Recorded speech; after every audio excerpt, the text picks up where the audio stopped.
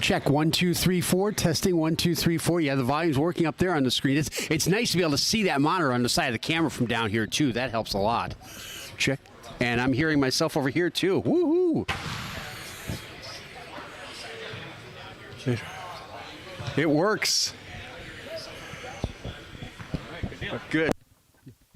What's the? Is it the AAS 567 Facebook page? Okay, yeah.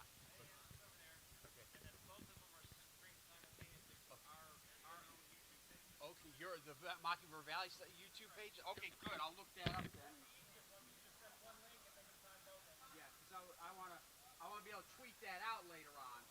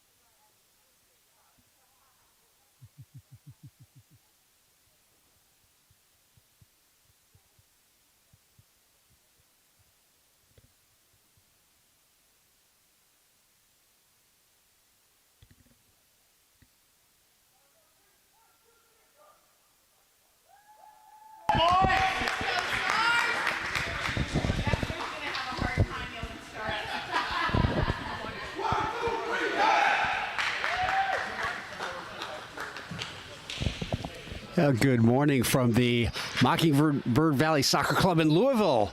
Welcome to our live webcast of the PASL National Championships and the U.S.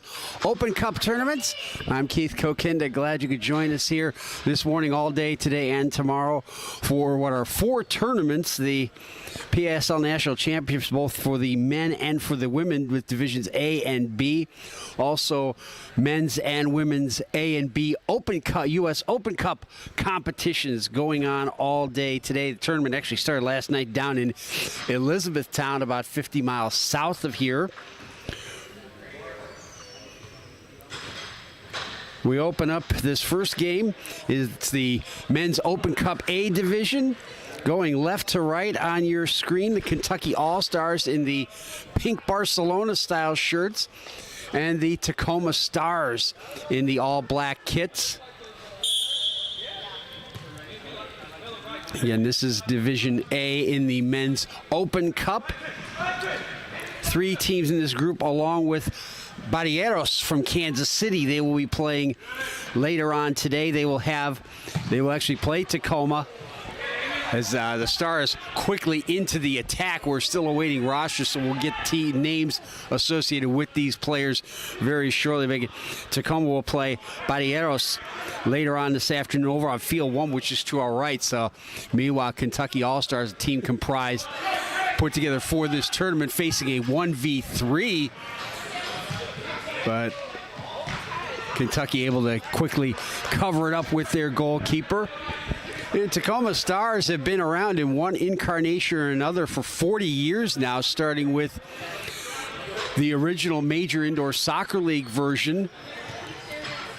Alan Hinton, the longtime Darby County player, was their coach for quite a while. We do want to extend our sympathies to the Stars family as they lost one of their people last Saturday, Don Megson, as the first goal goes in for Tacoma.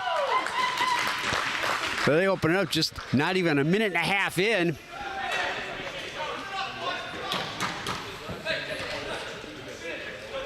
Yeah, and we're still awaiting rosters here. Again, a lot of these teams putting together rosters up until Thursday or Friday. But it's Tacoma quickly ahead, 1-0 in this opening match in the U.S. Open Cup men's A division. As I was mentioning, Tacoma Stars lost one of their own last Saturday. Don Megson, who was a great left back at Sheffield Wednesday back in the 1960s, making over 400 appearances for the Owls, passed away last Saturday. His sons Gary and Neil. Gary also played over 200 matches for Sheffield Wednesday, later coached in the North American Soccer League. And Don's other son, Neil Megson, if you've been watching indoor soccer for a while, you know that name. Megson played with those original Tacoma Stars back in the 1980s. And his son, Alex, plays for the Tacoma Stars first team. Did not make the trip this weekend. But we would like to extend our sympathies to the passing of Don Megson, to both the Megson family as well as the Tacoma Stars family, as they, Kentucky All-Stars, fight to get out of their zone. This is a concept that's been used a few times in this tournament. Put together a local team, a couple local teams to enter this tournament, go against the established teams, and some of them have done pretty well. Kentucky trying to extend their pressure a little bit here, forcing the Stars back into their own end. Playing 2 18-minute halves in these opening rounds today. Tomorrow during the semifinals and finals, I should say tomorrow during the all the finals will be 4 10-minute quarters. All the preliminary matches leading up to that, including the elimination matches tomorrow, tonight and tomorrow, will be 2 18-minute halves. We're 3.5 into this one. Again, Tacoma leading 1-0, scoring just a minute and a half into this match. And that's number 10, their goal scorer. Again, we still have our waiting rosters, and the Stars looking to quickly counterattack 2v1 the other way. And there's the second. Well, he decided to take it himself, even though he had a runner to his left. And the Stars have doubled their lead after just 4 minutes. A few people have made the trip from the Pacific Northwest to support their team. Sitting down here to our right, have a couple Pacific Northwest teams here. Also in the Women's Open Cup, the Snohomish County Steelheads. They will be playing later on today here on this field. 11:15 a.m. is their game as they take on Chihuahua Savage, a Mexican team. So this is truly an international tournament. Also have teams from Cincinnati and Columbus and Ohio. Oklahoma City, they'll be up here next, taking on Cincinnati Sirens here on the stadium field. Also a couple teams from Texas, San Antonio Slayers, ICT Aztecs. Then Kenosha FC out of Wisconsin. FC Indiana is here. Wichita Selección is here. They've played in this tournament a few times previously. Also Austin Shootout from Texas. Mentioned Barrieros from Kansas City. They were a big surprise 3 seasons ago when this tournament was held in Cincinnati, and now Kentucky going to the attack with easy save for the Stars goalkeeper, but the Stars lose it just outside of their own zone. Not too many meaningful attacks mounted here by the men in pink. Clearly looking to settle things down a little bit. 12:45 left in this opening half. Again, 2 18-minute halves in the round robin segments, as well as the elimination games in the quarterfinals and semifinals coming up later today and tomorrow. Again, field one over to the right. You'll be able to see it when the attack is going to the right. We'll be hosting games as well. In fact, first game over there will be 9:45. Houston IC taking on Columbus Eagles out of the WPSL. Both Columbus Eagles and Cincinnati Sirens have had long runs both indoors and outdoors. In fact, Sirens won this tournament, the Women's PASL National Championship Tournament, back in 2020. In Tacoma up 2-0, 2 goals in the first 4 minutes of this match. And now Kentucky finally able to keep the Stars in their half of the field for a few moments. And Tacoma's keeper, though, really hasn't been tested much at all. One significant save on a shot that was right at his feet. And Kentucky All-Stars in the pink shirts, complete with the same Barcelona sponsors. Although I do like this player right here, the number 10 on the ball with the Manchester United shorts. And again, another easy save for the Stars goalkeeper. Both teams making line changes as we approach 7 minutes played in this first half. Still 2-0 to Tacoma.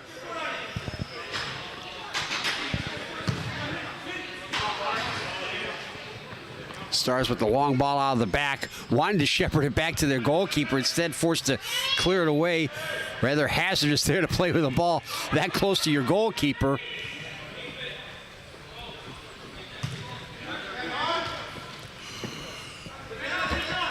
And in case you wonder why you're not seeing it as black pellets you see on indoor fields, well, there are none. This is the old style artificial turf. That's why the players were told do not bring any cleated shoes, because those can't be worn on a field like this. Also, special rule for this tournament, partially because the turf, slide tackling is not permitted. And it's understandable, though. This turf would leave some very nasty rug burns if they did. It's not like sliding on the new infield turf with the pellets. A couple of the Star supporters discovered the camera right above us. The camera's right up basically over my head that we're using to stream this. And they are picking up as they can watch the live stream here on the Mockingbird Valley Soccer Club's Facebook page. Thanks so much to all the people here at Mockingbird Valley Soccer Club for hosting this tournament, all the great work they've done. Mike was here early this morning helping me get all set up and rig up this whole system we have. Although, to be honest, they have a pretty good setup. Begin with the camera already built in here. Nothing had to be set up. We just had to plug in all the audio stuff. And Mike was very helpful with that. But again, all the people here at Mockingbird Valley Soccer Club have been a great help getting this organized. A lot to mention Kevin Milliken and Craig Rodas from the PASL as well. They do a great job getting this sorted out every year. Kevin working hard getting everything printed out for us. midway through this opening half. And it's still 2-0 to Tacoma. 2 goals in the opening 4 minutes have the Stars up. Again, this group also has Barrieros from Kansas City. They play their first match at 12:15. They'll be on field 1, taking on Tacoma. Again, that's the men's Open Cup A division that we're in right now. Barrieros and Kentucky All-Stars will also play their second games tonight at 5 p.m. Eastern Time here on this stadium field. You can watch both feeds. Both fields have feeds, but due to the fact that I can only be one person, we only have the commentary here on the stadium field. But whenever possible, I will try to provide updates. And a long shot from outside the arc, denied by the post on that far side, had the goalkeeper beaten clean. Another one from distance. But that last opportunity had Tacoma's goalkeeper beaten, but the post bailed him out. As Kentucky looked to cut this lead in half, getting some more sustained pressure here in the middle part of this first half. And again, yes, the rule of no goal kicks. The goalkeeper throws it directly into play from his penalty area. Which I've always said is a very good rule to have. Speeds things up considerably, I think, as far as restarts are concerned. Not that this game is slow to begin with, mind you. Again, Tacoma when they get it in deep, they like to keep at least 1 or 2 people out there forechecking, if you will, if I may borrow a hockey term, to keep Kentucky's All-Stars pinned in deep. And now Kentucky trying to turn the tables with 2 players up front pressuring the ball.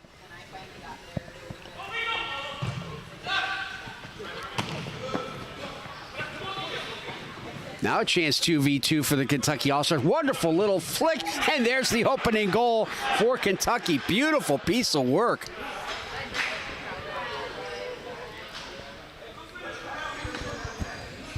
Wonderful flick on to set up the chance, and a great first-time take. And the Kentucky All-Stars have cut Tacoma's lead in half to 2-1. 6.5 minutes left in the first half. And again, we do apologize for not having names yet. We're still working on that. Once we have them, I'll update that for you. And a very good early morning for those of you waking up in the Pacific Northwest at just after 6 a.m. out there.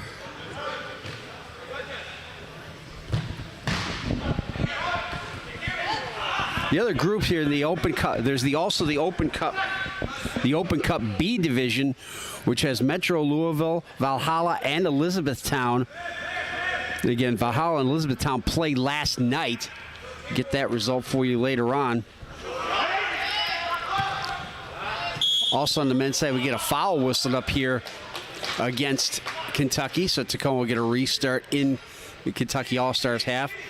Also, the men's PASL A division will be North Kentucky Nitro, Wichita Selección, and FC Indiana. B division will be Austin Shootout, Kenosha FC from Wisconsin, and Oklahoma City Oblivion. They will be playing here. Their men's team will be playing on field 1 at 10:45. The women playing in the next game here on the stadium field against Cincinnati Sirens. In the men's Open Cup A, the women's PASL, the Sirens, Oblivion, and also San Antonio Slayers in the A division. The B division, Houston IC, Columbus Eagles, and ICT Aztecs. The women's Open Cup, just one division for the Open Cup, Louisville Mockingbirds, the host club.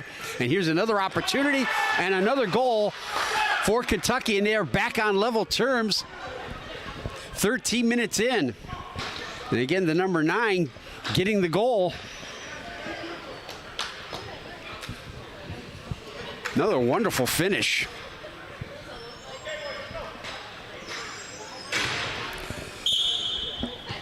So after being down early, Kentucky All-Stars have fought back to square this match at 2-2. And again, it's a round robin. So a loss in the opening match isn't good, but it's not the end of the tournament, certainly. in these kind of tournaments, the philosophy has always been, and a wonderful save with the left hand there, denying a long-range opportunity for Tacoma. But the idea is don't lose the first match. If you win it, great, but you don't want to lose it, because losing it does create a hole to dig out of. And again, especially with these having only 3 teams in a group, only get 2 games, so have to make it happen quickly. And now Kentucky will look to counterattack. Good recovery by the Stars, especially the number 22. Tried to feather his way through 3 players. That's a little bit too big of an ask there.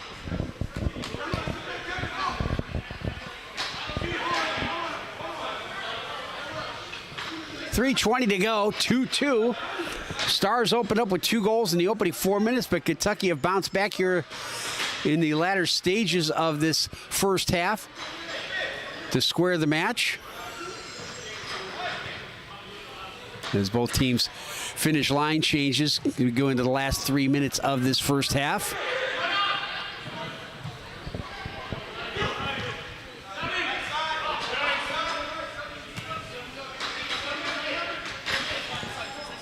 And Tacoma also played in this tournament. We've had a number of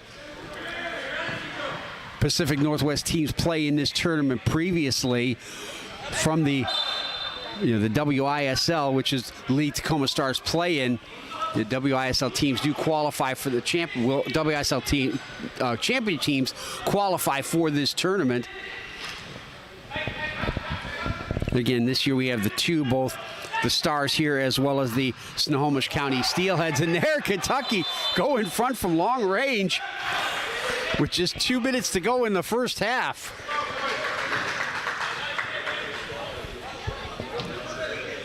So the Kentucky All-Stars fell behind quickly, 2 goals in the first 4 minutes for Tacoma, but for the first time, the Kentucky All-Stars have their noses in front now at 3-2. So we're into the final 2 minutes, a minute 50 to be exact.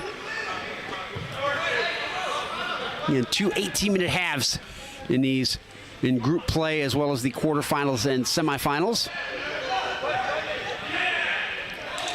We'll have games about every 45 minutes today, going all the way through till about 9 o'clock Eastern time tonight. Glad you could join us here on the Mockingbird Valley's Soccer Club's YouTube page and Facebook Live.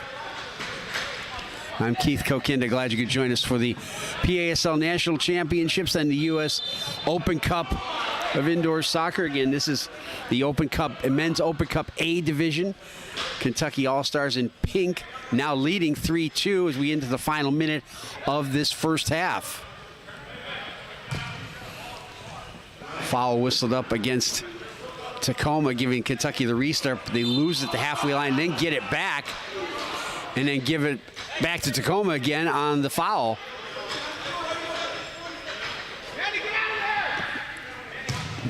.40 seconds. Tacoma pushing for an equalizer here in the dying embers of this first half. Kentucky All-Stars able to punch it free, but Tacoma send it right back in.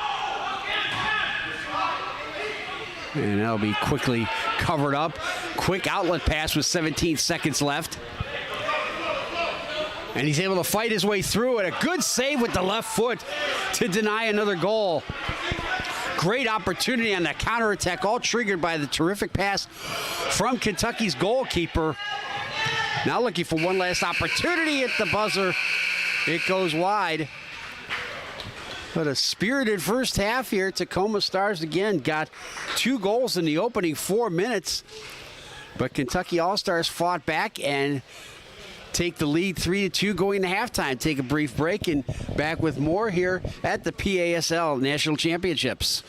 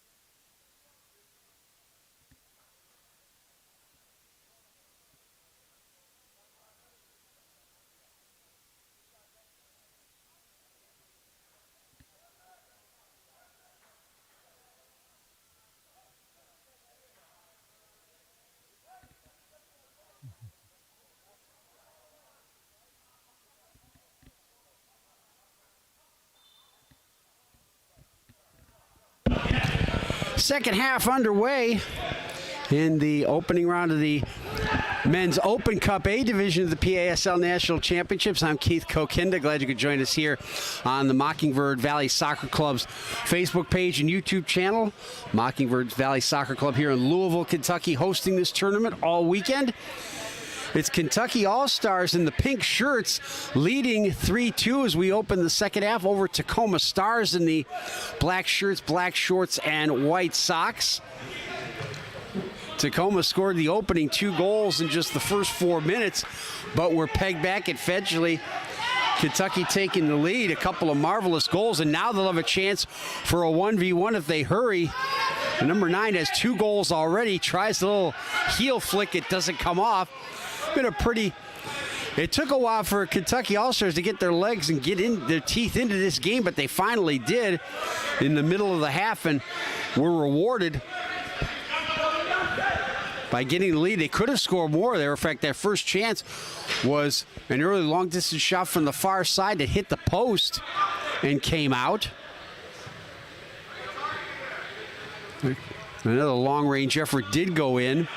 The last one that put Kentucky in front for the first time, and that's where we stand. Again, it's a round robin with each team getting 2 games here in this opening round, with groups of 3 in every division, except for the Women's Open Cup. They have 5 teams.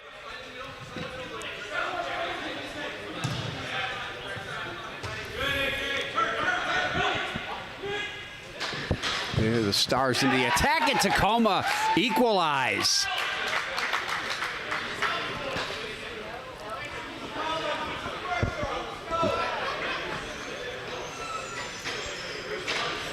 For the number 16, that's his second goal.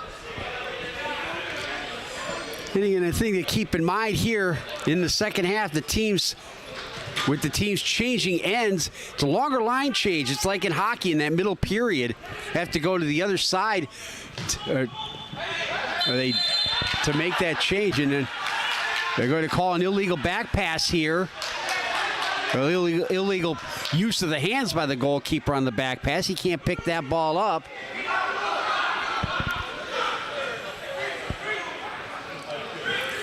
So Kentucky will get the restart. But as I said, the line change is a little harder because you have to go to the other end to make that change. So a great restart opportunity for the Kentucky All-Stars. Just 3 minutes into this second half. Again, 2 18-minute halves in these preliminary round matches, and that one was always over the top. No, they'll say it was deflected by the wall, so first corner of the match coming up. From a tight angle, but denied once, but not the second time. And Kentucky All-Stars retake the lead. For the number 19, that's his second point. He had the assist on the second Kentucky goal earlier. So the All-Stars respond very quickly after conceding an equalizer. And Cincinnati Sirens and OKC Oblivion in the PASL A division for the women coming up next. Those 2 teams warming up over on field 1 to our right. And there will be games going on over there. We'll try to provide any updates we can whenever possible. First game over on that field will not be until 9:45 when Houston take on Columbus Eagles. Good save there by Kentucky's goalkeeper. And Columbus Eagles and Cincinnati Sirens from Ohio both playing in the WPSL, but also have played for a number of years against each other and other teams indoors, and are annually competitors in this tournament as the Stars send the ball over the boards on the far side. Boards on the far side are the conventional dashers all the way around.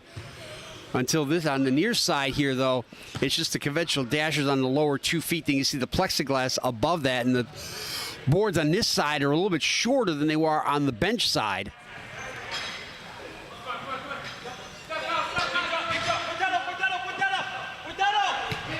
Good job by the Stars to pressure Kentucky and force them back into their own end of the goalkeeper. They've been trying to do that a lot throughout this match. Ooh, that could have been a nasty collision. Going for the chip well over the top. But again, like in basketball, the referee has to grab that ball, touch that ball first to give it back to the goalkeeper for the throw. And it's not like international basketball where a player can grab it after a violation and throw it right back into play.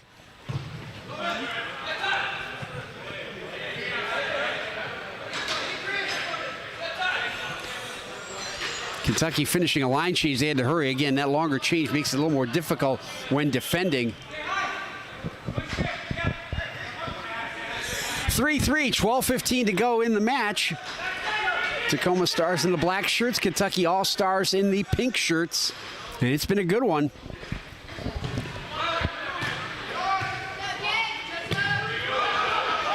Each team has a player with 2 goals so far in this game. Take it at 4. Check that 4-3 Kentucky All-Stars. Each team has a goal here in this second half. 11:45 left in the match.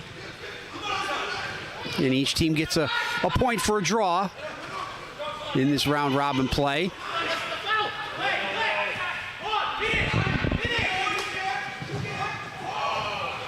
A tight angle. Shot well wide. And Tacoma able to clear their lines and quickly now getting into a counterattack in a hurry. Covered up well by the Kentucky All-Stars. Are able to get it back to their goalkeeper. Player goes down, but we play on. Kentucky looking to try to make this a 3v2 if they hurry. Here's a chance, and just missing it wide. He has 2 goals already on a couple wonderful finishes, but couldn't get that one on target, the number 9.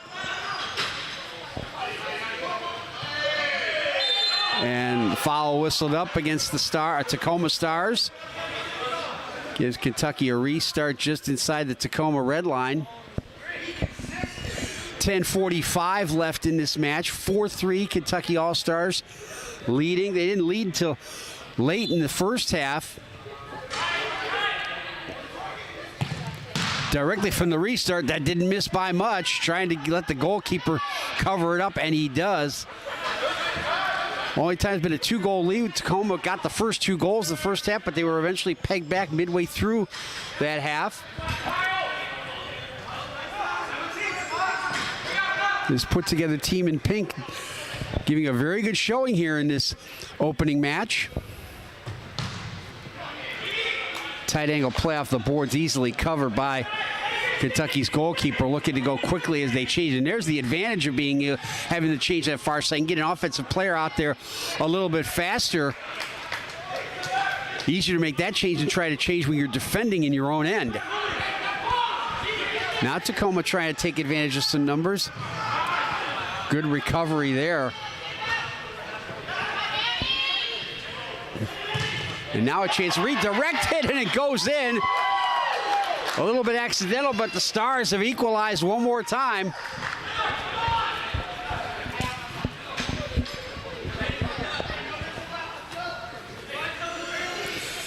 .920 to go in the game. And all square once again at 4-4.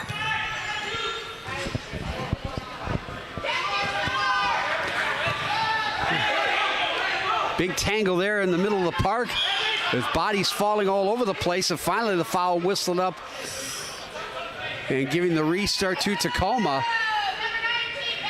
9 minutes left in the match. 4-4.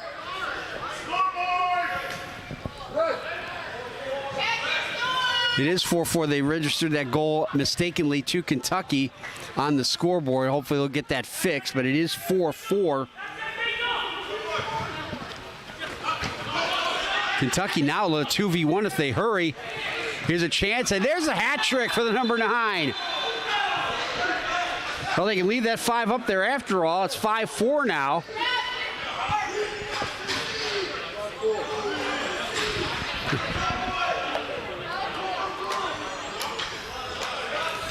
Well, Kentucky All-Stars got back on level terms late in that first half, and they haven't looked back since.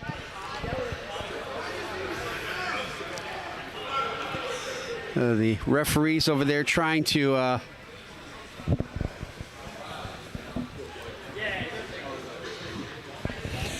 make sure they get the score right there, but it is 5-4 in favor of Kentucky.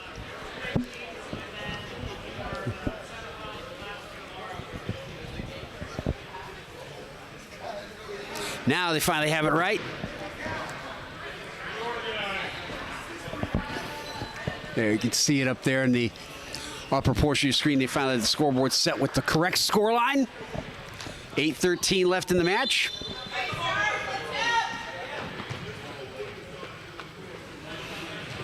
Tacoma in the black shirts, Kentucky All-Stars in the pink shirts. This is the opening match in the Men's Open Cup A division. And Barrieros from Kansas City, the other team in this group. And they will play Tacoma over on Field 1 at 12:15 Eastern Time.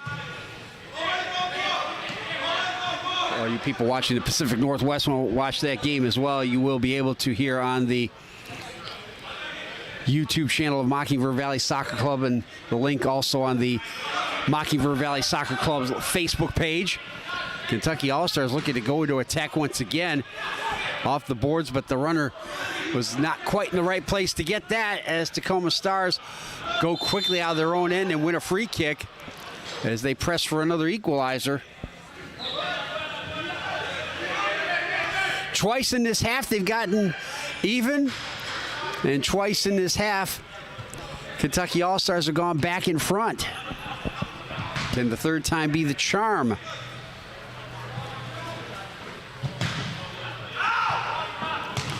The goalkeeper yelling to get that ball cleared out as the ball hits the ceiling netting, which will give the restart to Tacoma at the Kentucky red line. 6:45 left. It's a running clock, by the way. That will change for the semifinals and the finals tomorrow, as they'll play 4 10-minute quarters as opposed to the 2 18-minute halves.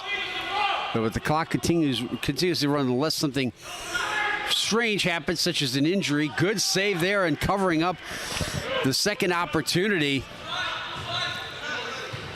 And the Stars pressuring again. They do this a lot, been doing this a lot, trying to pressure Kentucky in their own zone, and it works. They get another free kick just outside the Kentucky red line as the Stars press for another equalizer.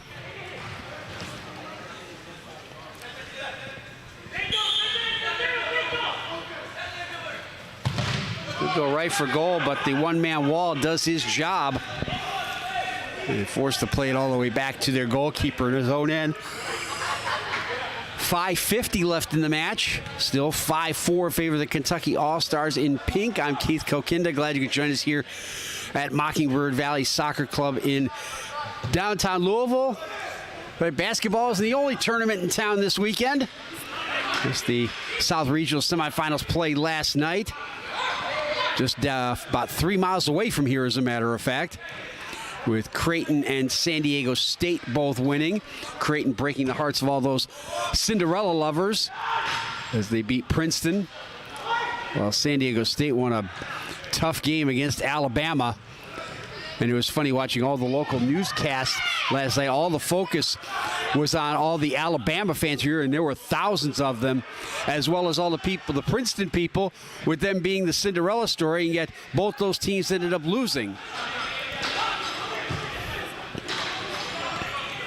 We have our own version of the madness going on right now, and it'll be a crazy tournament all day and into the night till about, we'll be here till about 9 p.m. or so Eastern time, with games coming fast and furious. Again, games on 2 fields here, both of which can be followed here on the Mockingbird Valley Soccer Club YouTube page. Although, again, only the games here on the stadium field will have me as the commentator, although I will try to provide updates from the other field whenever possible. 4:20 left in the game. Tacoma still looking for an equalizer, down 5-4. Tacoma in the black shirts. Here's a glorious chance blocked into the ceiling netting.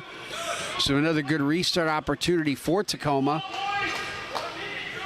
And the original Stars played in the Tacoma Dome, which is still standing. At the time of its opening, it was the largest wooden dome in the world. In fact, timbers from the Mount St. Helens eruption of 1980 were used as part of the wooden roof, for the Tacoma Dome, which opened in 1983. And a mishit shot had wrong-footed the goalkeeper, and the Stars equalized for the third time in this half. Second goal of the game for the number 7. So 3 players now with a brace in this match, 2 for Tacoma, with 3.5 minutes to go in the match.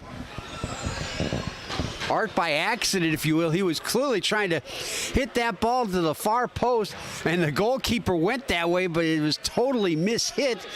As a former goalkeeper, I've been there more than twice.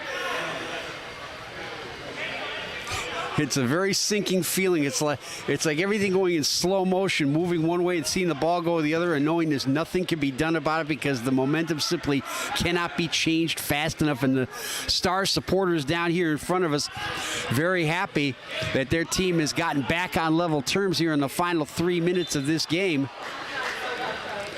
And now the Stars will have a restart at the halfway line. And we'll go to the women next in the PASL A division. Cincinnati Sirens and Oklahoma City Oblivion going at it. Here's a chance, and they bundle it in. And the Stars finally back in front for the first time since midway through the first half. Well, they opened the game with back-to-back goals, and now they get, in the first 4 minutes, now they get 2 within the space of about a minute and a half here and get their noses back in front at 6-5 with 2:10 left. Again, only 3 teams in the group, so losing the first game, while not, doesn't necessarily eliminate a team, but it makes it very, very difficult to get through to the elimination rounds.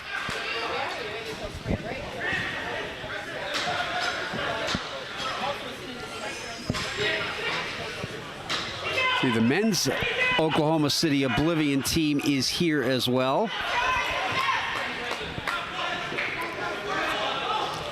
So 6-5 Tacoma in the final 95 seconds of this game.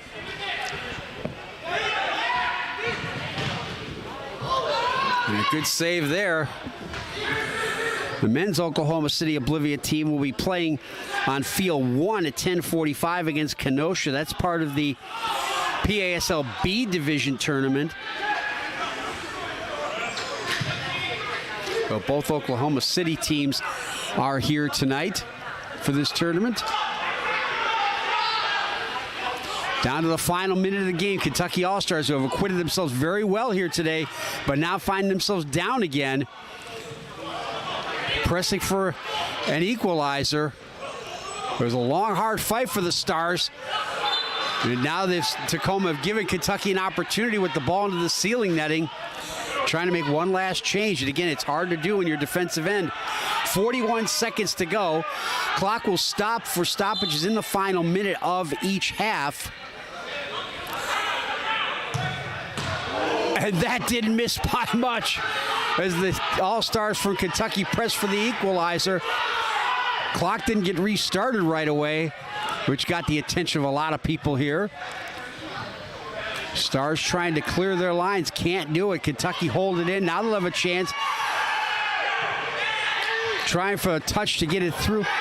Nasty challenge there, and now it's finally whistled up. 20 seconds to go, 19.8 to be precise. And that might be the 8th foul of the half. At least that's what Tacoma are saying. They'll check with the third official over on the far side to see, but apparently not. 8 fouls results in a 2 minutes penalty. But Tacoma now with a great chance to get home and dry and finish this game off. 19 and 8/10 seconds to go. They'll just send it in deep to waste the time. Great clearance out of their own end. Well, with 7 seconds, they'll have to hurry. One last opportunity. Goes begging, and that will do it. So Tacoma Stars, they had to fight from behind, but they finally come away with the 6-5 win over the Kentucky All-Stars. A terrific game to open this tournament.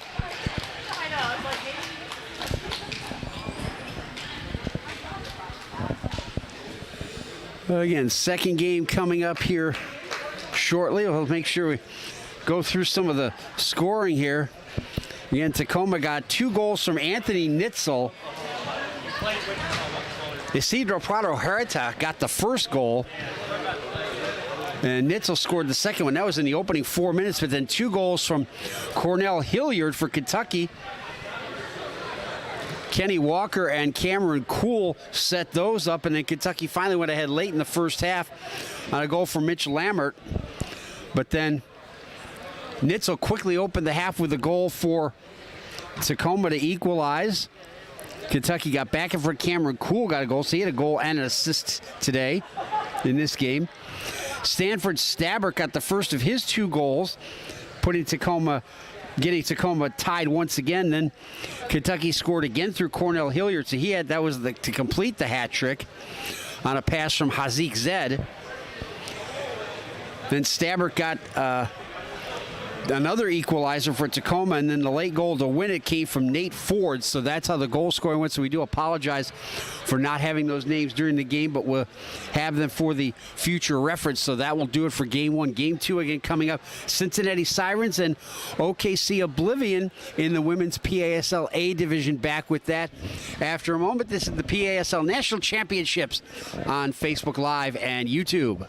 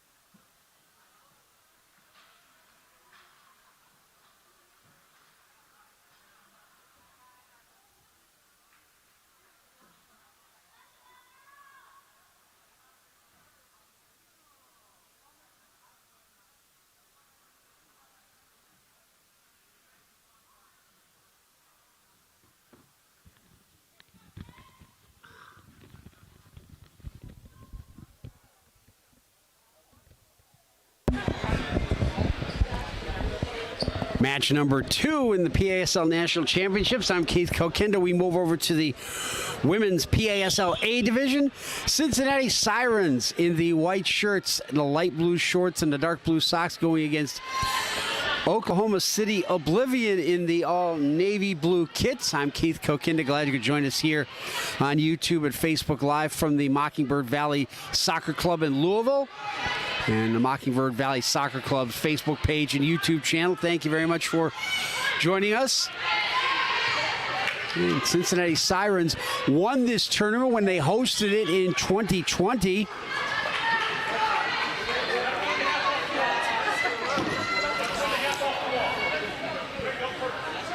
In 2 18-minute halves with the continuously running clock, except for stoppages in the final minute or in the event of an injury.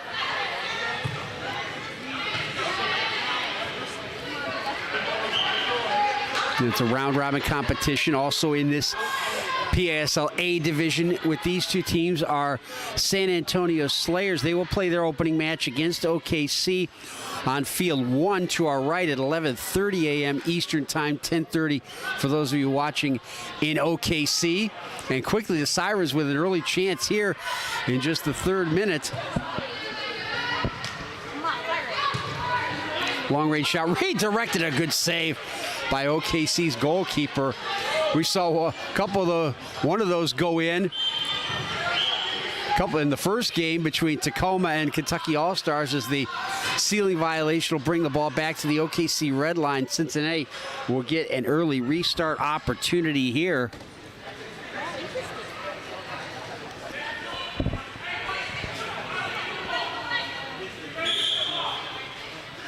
Three-woman wall for Oblivion. Go around it, but miss hit. And OKC able to clear their lines. And Sirens, longtime members of the WPSL. The Oklahoma City men's team is over here to our right. They will be playing at 10:45 Eastern Time, 9:45 Central. They'll play their opening match against Kenosha FC in the PASL men's B division.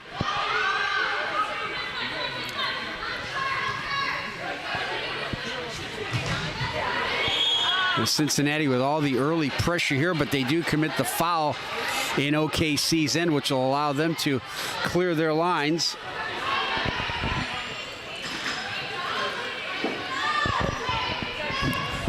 And Sirens changing their colors a little bit. They had been kind of a neon greenish color with black, but now they've gone to the almost the Toronto Argonauts look, and they get the opening goal here.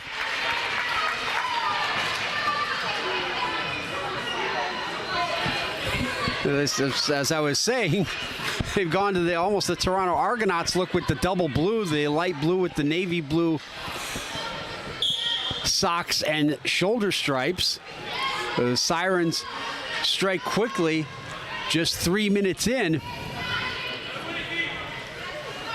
And we saw that in the opening game, Tacoma getting 2 goals in the first 4 minutes, and they had to fight back a number of times before winning that opening match in the men's Open Cup A division. This is the PASL A division for the women. In the B division for the women, Houston IC, Columbus Eagles, and ICT Aztecs. That match for Houston and Columbus will be beginning in about 5 minutes over on Field 1, which is to our right. And again, you could follow that stream as well if you like, just no commentary. Kevin Milliken delivering all the paperwork here. So here we go, Cincinnati Sirens looking to attack quickly again.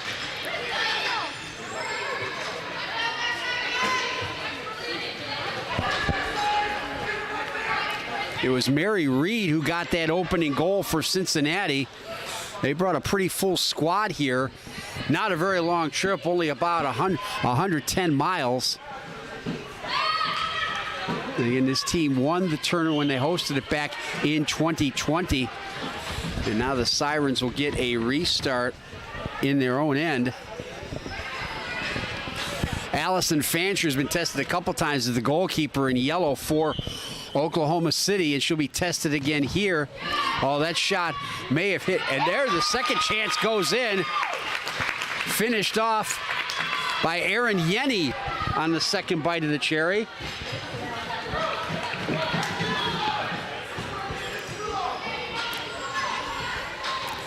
It was 5 minutes in.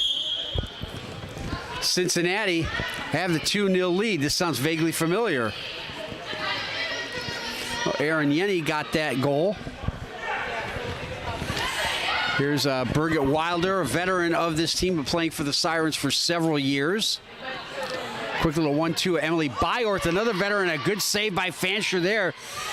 As I was mentioning before that restart, she's been tested a couple times, made a couple good saves. Couldn't do much about that second goal on the redirection from the restart. And now Oklahoma City looking to clear their lines. And here goes Joannie Thomas, number 20, pressuring the ball, trying to force a turnover. Wilder gets it back to her goalkeeper, though. It's Katrina Johnson in the orange shirt in goal for Cincinnati as the Oblivion look to attack the other way. And the foul whistled up. Kendra Boydston, the number 14, won that restart. Got that right ankle heavily taped, as you can see with the yellow tape on it. Obagali Okeke triggering that restart over to the right side for Chelsea Key, but the Sirens come away with it. Making a run forward was Casey Smeckerud, but the pass a little too strong. And the Sirens were dominant in 2020 when they won this tournament as the host. Here's a second chance down at that end. And again, looking for another goal, a second goal there.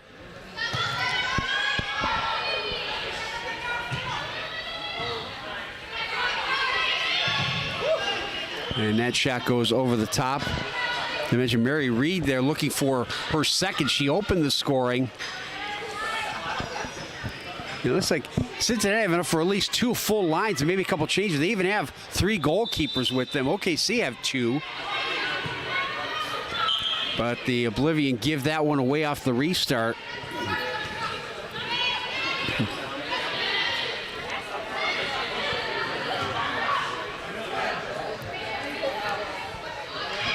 Looking for Christy Zwolski. This is a veteran team the Sirens have. Zwolski, the number 18, also been with the team for a number of years. Settled down there by Jackie Esterkamp.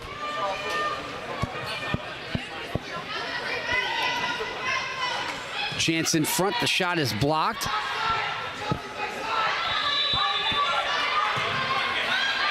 Here goes Christy Zwolski again, the number 18, but now going quickly the other way. It's Kendra Boydston. Boydston having to go 1v2 here. She's pinned in on the wall, looking for some help. Taylor Mosley joins in, but it's the Sirens who come away with it through Gabby Byorth. Now Cincinnati will make a change. Johnston with Katrina Johnson with the long clearance, but only gets it to her opposite number, Allison Fancher. Fancher looking for somebody to move. But the Sirens come away with it once again.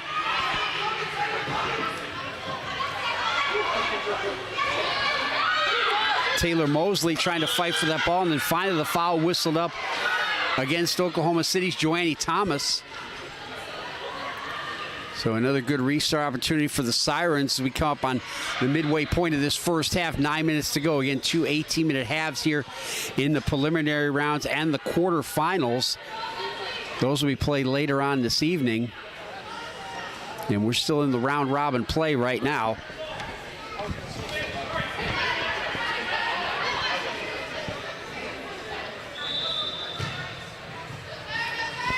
Sirens looking to work a little 1-2, doesn't come off. Now a chance, nice dummy to the back post. Fancher able to kick that one aside.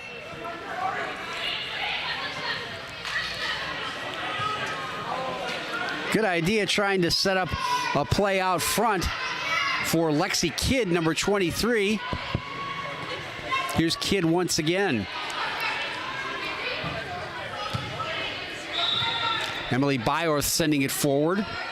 Kidd making the run to the right, taking off the ball nicely by Dina Darvartanian. Darvartanian trying to pressure the ball, but the Sirens able to chase it down. This is Kate Drummond, the number 20, with 8 minutes to go in the first half, and Cincinnati Sirens up 2-0. Goals from Mary Reed and Erin Yenny. Olivia Molesky trying to play a ball out of the corner. Molesky wins it back and gets away a shot, but it doesn't trouble Allison Fancher. Darvartanian gets it away, but only to the halfway line. Here's a chance right on Fancher, who's able to parry it away. Denying the opportunity to Casey Smeckerud. Smeckerud had a really good look at it, but she put it right into the palms of Fancher. 7 minutes, 7 seconds to go in the first half. Cincinnati Sirens still up 2-0. Reed and Yenny, the goal scorers. Justine Daly, the number 12, getting that ball cleared temporarily. As game one is the other game between Columbus and Houston has begun over on field number 1. And Columbus Eagles are quickly up 2-0 over there. Here's a good opportunity there, but the pass goes begging, trying to set up Emily Byorth, making the run wide. A little too strong a touch.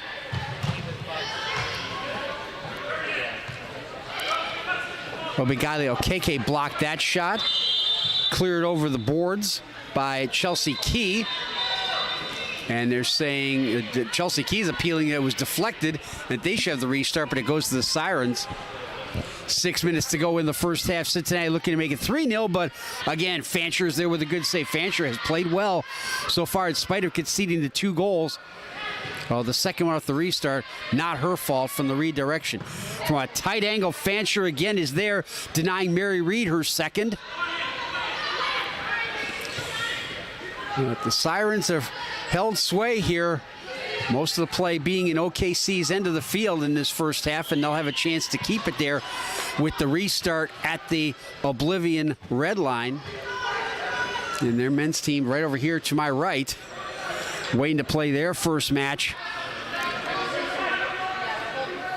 They'll be on field 1 against Kenosha FC from Wisconsin. Clear, but only as far as Gabby Byorth. Lexi Kidd sending it forward, and Kidd will chase it down once again, and she'll actually leave it there for her goalkeeper.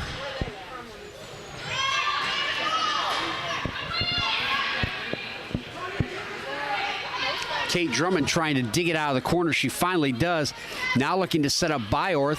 Byorth with a nice move to get by her marker, but another good save from Allison Fancher.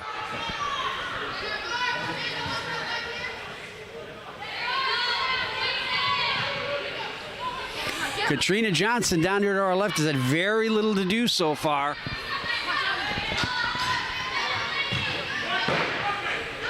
Now OKC can finally break out. Coming forward with it is Kendra Boydston. Sent forward by Justine Daly. Johnston finally gets a touch. Sirens try to counterattack quickly. Amanda Miller, number 5 for OKC, held up that play just long enough, slowing down Lauren Teepin, who was looking for a foul but didn't get it. Byorth looking for the return ball and gets it. Byorth faced up there by Taylor Mosley for OKC. Now turning, looking for a chance, and a shot blocked. Fancher is there, another chance blocked.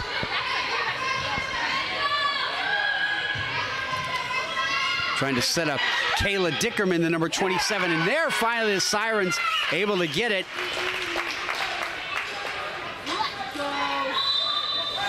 Kiana Klein, number 26, gets the goal. And the Sirens extend their lead to 3-0 with 3:15 to go in the first half.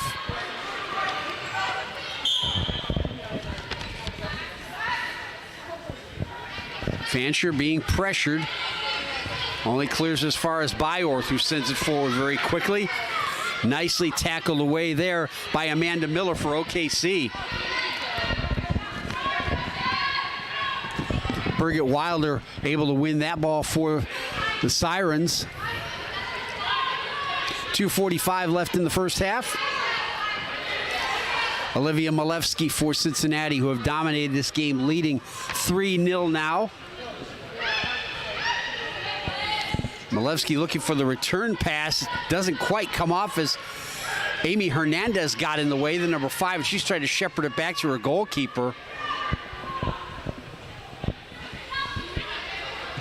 Must look like there's 7 white shirts out there for Oklahoma City. They try to send it back in with Fancher out of her net. Reed with a chance off the short side. Another chance goes high and wide coming from Olivia Malevsky. Finally to Dervartanian, and Dina Dervartanian comes away with it. Looking for a long chance. Johnson is ready for it, though. And now a collision there. Sirens going the other way. Kate Drummond, or not Kate Drummond. Here's Reed. Reed with the opening goal for Cincinnati. Chance, the shot is blocked. But it was Joannie Thomas who collided with Katrina Johnson down there near the Cincinnati goal. But both players are okay as we're down to 90 seconds to go in this first half. Both teams making one last change. Fancher playing in the back with Chelsea Key. Now trying to get it forward. Being held up there, but we play on there was Obigali Okeke. Okeke got grabbed twice, but the referee played the advantage. Kiana Klein, who got the last goal over here on the near side, working out of the back with Taylor Mosley. Klein making the run forward on the left side as the shot there is blocked by Okeke. That shot coming from Kayla Dickerman as we're down to 40 seconds to go in the first half, and Cincinnati up 3-0. Here's an opportunity, and the shot is blocked there by Kylie Ingalls. But Cincinnati keep the pressure on. Finally, Ingalls looking to clear and gets it away. Okeke sends up the far side, but it was taken away. Cincinnati looked for one more chance with 15 seconds to go in the half.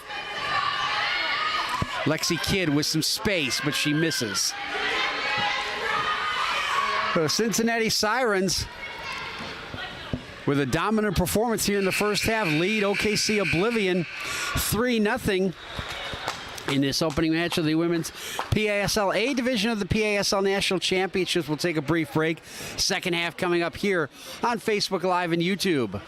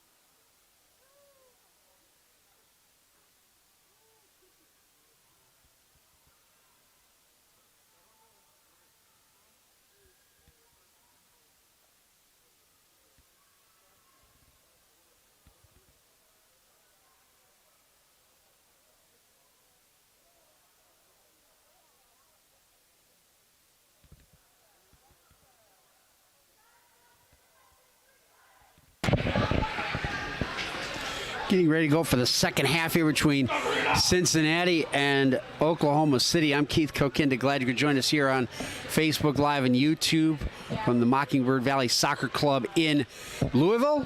Also hosting the Facebook Live and YouTube pages. On the other field in the women's PASL B division, Houston have come back and gotten on level terms with Columbus Eagles. 2-2 now. That game still in the first half. They start about 15 minutes after us. Karina Wiseman going a goal for Cincinnati. Not that Katrina Johnson had much to do. She didn't.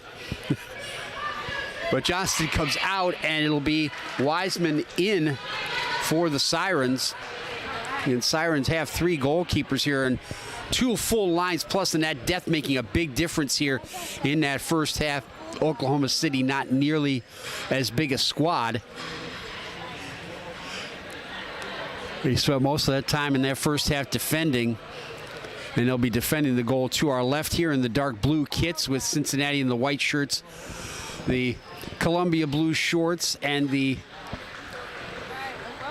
Oxford, I should say, Cambridge blue shorts and Oxford blue socks, if I go with the traditional Oxford and Cambridge colors, again used by the Toronto Argonauts. Cincinnati up 3-0 as we start this second half, and Oklahoma City just dump it down to Cincinnati's end, looking to get something going offensively here through Kendra Boydstrom. Trying to settle it down there is Amy Hernandez, and she's forced to go back to her goalkeeper, Allison Fancher, who played an excellent first half in spite of conceding the 3 goals. And quickly ahead, Fancher has to come off her line. She clears in the ceiling netting as the ball went forward, giving an opportunity to Jackie Esterkamp. So the restart from the OKC red line. Gabby Byorth to trigger it. Again, a very experienced Cincinnati team. A lot of these players have been with the TA club for several years, Byorth being one of them. She'll try to dig that ball out of the corner here. Fighting with Taylor Mosley, and Mosley ends up winning the free kick for OKC, whose men watch patiently here, waiting for their first game coming up a little later this morning. You can follow the games on both fields here, but the stadium field is the only one where we have the match commentary. But both these Mockingbird Valley Soccer Club fields have the cameras here providing the live stream. It was a great idea they had to put that in. Made our production here a whole lot easier. Wiseman, who also a standout soccer player and singer while in high school, was in her school's chorale. Told her before the match she should have applied for the All-Ohio State Fair Youth Choir, of which myself and Columbus Eagles owner Mark Wise are alumni. His Eagles are still 2-2 in the first half with Houston over on Field 1. But Cincinnati into the attack once again with Christy Zawalski getting free, and Zawalski with a point-blank chance.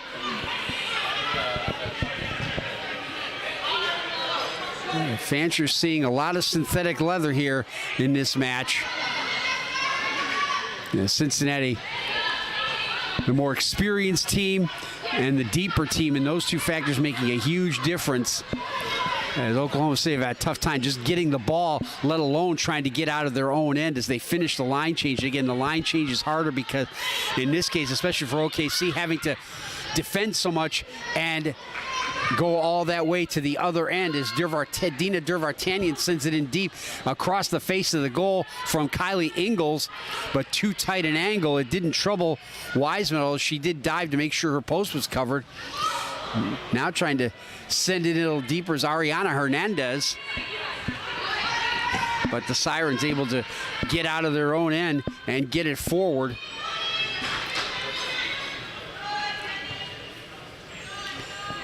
Cincinnati complete the line change, 14:50 to go in the match. No goals yet here in the second half. OKC making a little better go of it here. Justine Daly being pressured, able to get the ball back briefly, then loses it. The shot, though, was blocked away. That shot coming from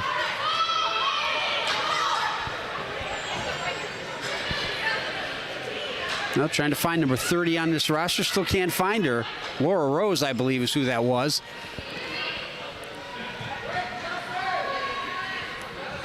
As Lexi Kidd falling down the penalty area, now gets it back. Trying to work a 1-2, looking for Byorth out near the top of the arc. Cincinnati just winning all those balls down in deep, able to keep the ball in OKC's defensive third. Erin Yenny, who had a goal in the first half. Nice little 1-2 and a beautiful piece of work there. And Cincinnati scoring at Christy Zwolski, getting the goal from Kate Drummond.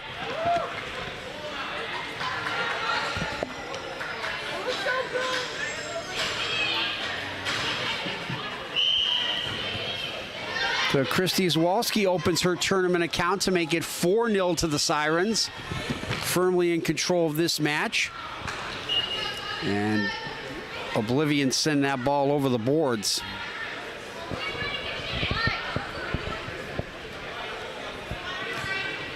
"13 minutes, 10 seconds to go in this match. Again, 2 18-minute halves. No extra time here in the preliminary rounds. Wiseman with plenty of time to pick out a teammate. Oklahoma City content to get everybody behind the ball here.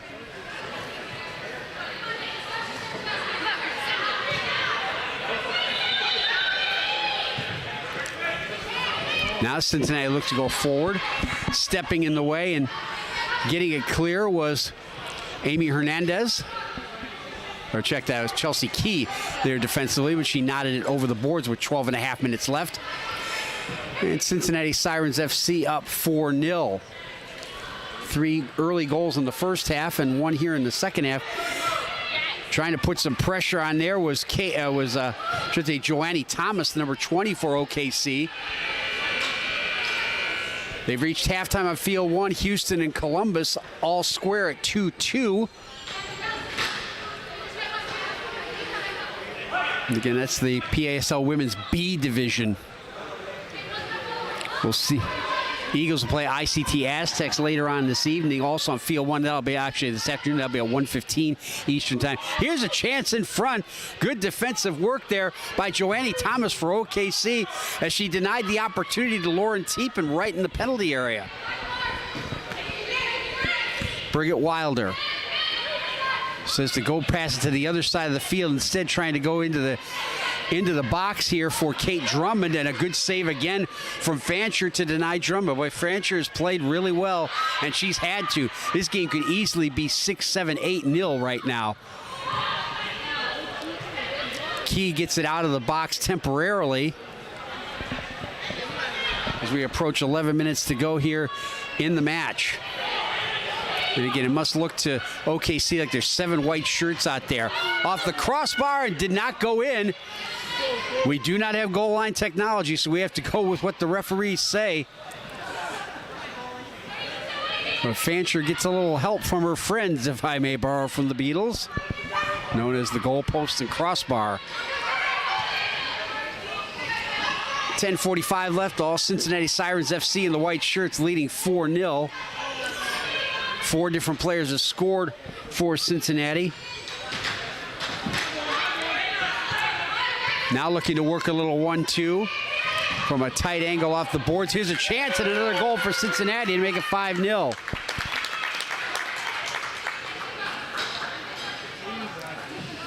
Miranda Westlake, number 30.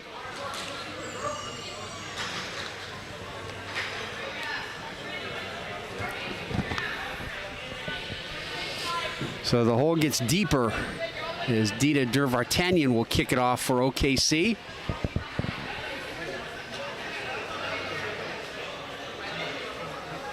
Ten minutes left in the match, and now OKC will make a goalkeeper change.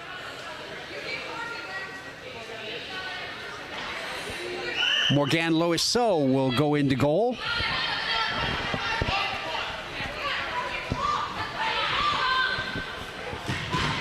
But again, can't blame Fancher at all for that. She just got overwhelmed. She made several good saves.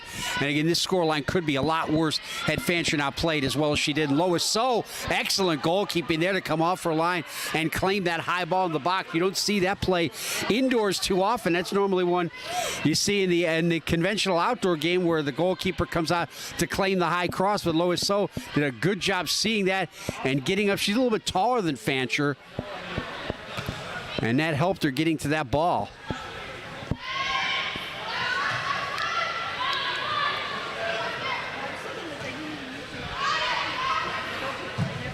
Long distance shot, Lois So again with the save. Denying Kate Byers, number 6.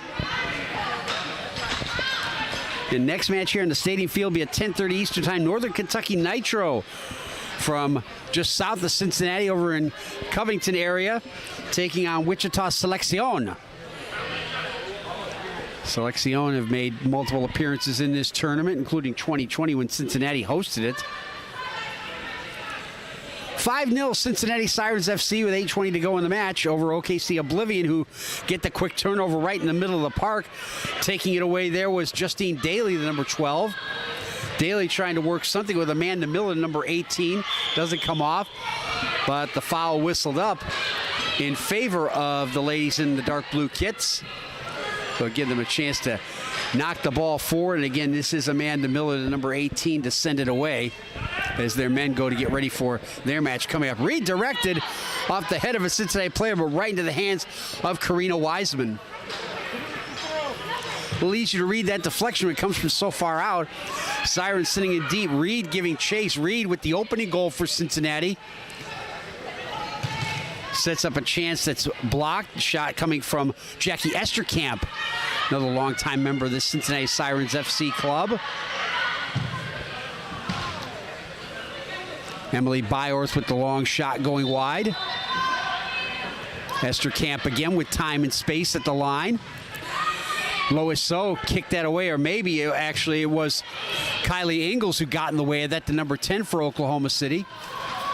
Ingalls fighting for the ball again, trying to get it away from Kate Drummond. Can't do it. Reed finally out front for Byorth with 7 minutes to go in the match.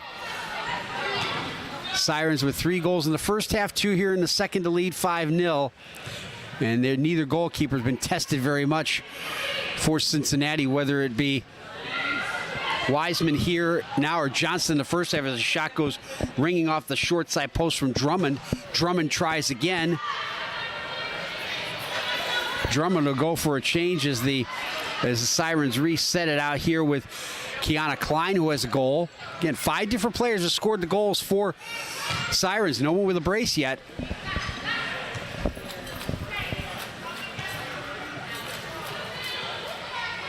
Klein finding Westlake. OKC able to clear their lines as Westlake lets it go all the way back to Gabby Byorth. The Byorths are sisters, as you might imagine. Again, both have been with the club for several years. Ball into the box. Oklahoma City able to get it out.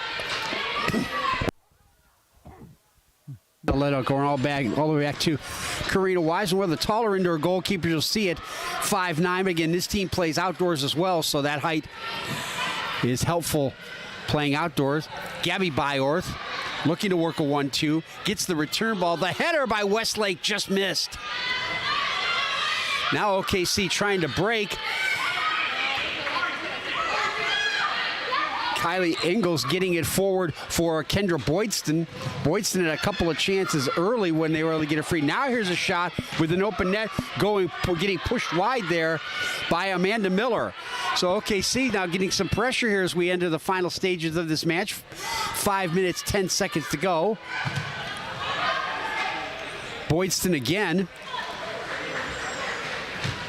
Boydston is taken away from her by Westlake. Gets it back though and finds Key. And Chelsea Key able to win a restart for Oklahoma City Oblivion. Nice design on the bottom of their shirts with the OKC skyline around the bottom on the back. Boydston being pressured. And again, that quickness of Cincinnati and that depth really showing there as they look to turn this into a 3v2 the other way from a tight angle across the face. Not quite there. The opportunity coming from Olivia Malevsky. Maybe waited a little too long to get that first touch. Come up on 4:15 left in the match. All Cincinnati Sirens FC at 5-0. Esterkamp looking for a return ball. Instead, it's Reed trying to turn, flicks it on, and a good save made.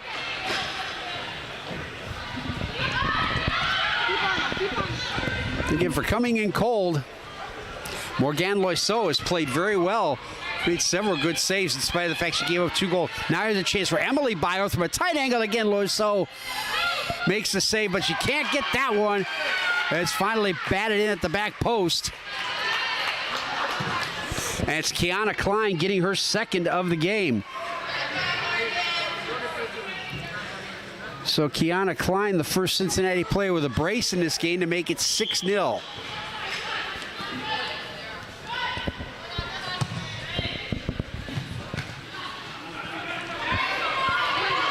Now Wiseman's going to have to come off her line. Biggest test she's faced so far in this match. Wiseman came on in the second half. Oh, a nice little heel flick for Birgit Wilder, but she lost the touch. Sirens able to keep it in the OKC zone here with Malevsky.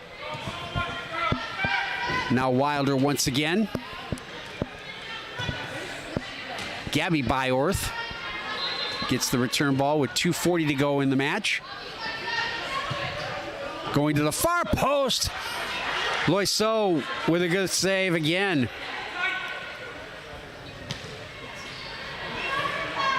Loiseau with that French name coming up with a little je ne sais quoi on that attempt from outside from Birgit Wilder, who tried to curl it around a couple of people to that back post. Wilder again. It's almost like a training session out there right now, and the experience and the depth of the Sirens really telling. OKC have fought hard, and their goalkeepers have played well, but Sirens just too good. Again, they showed this in 2020 when they dominated and won the women's division as the host club. Cleared away by Joannie Thomas for OKC all the way back to Karina Wiseman.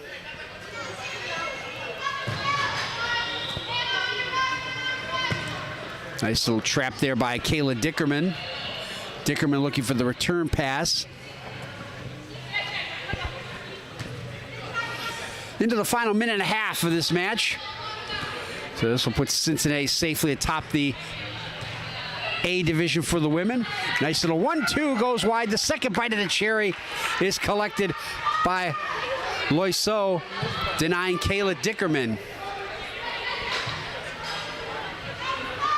Emily Byorth tracks it down in her own end, being pressured there by Justine Daly.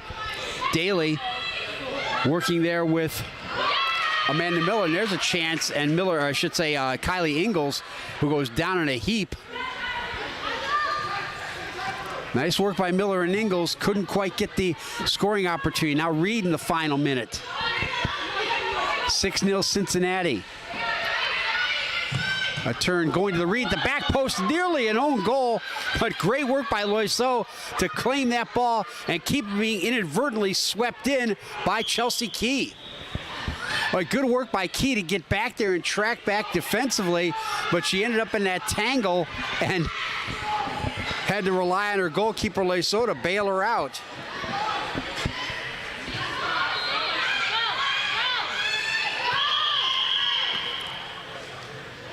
Now, the clock didn't stop for that last whistle, so that'll have to be pulled back. And Oklahoma City will get the restart. Cincinnati did put it over the boards, and now the referees will talk about to make sure they have everything straight. So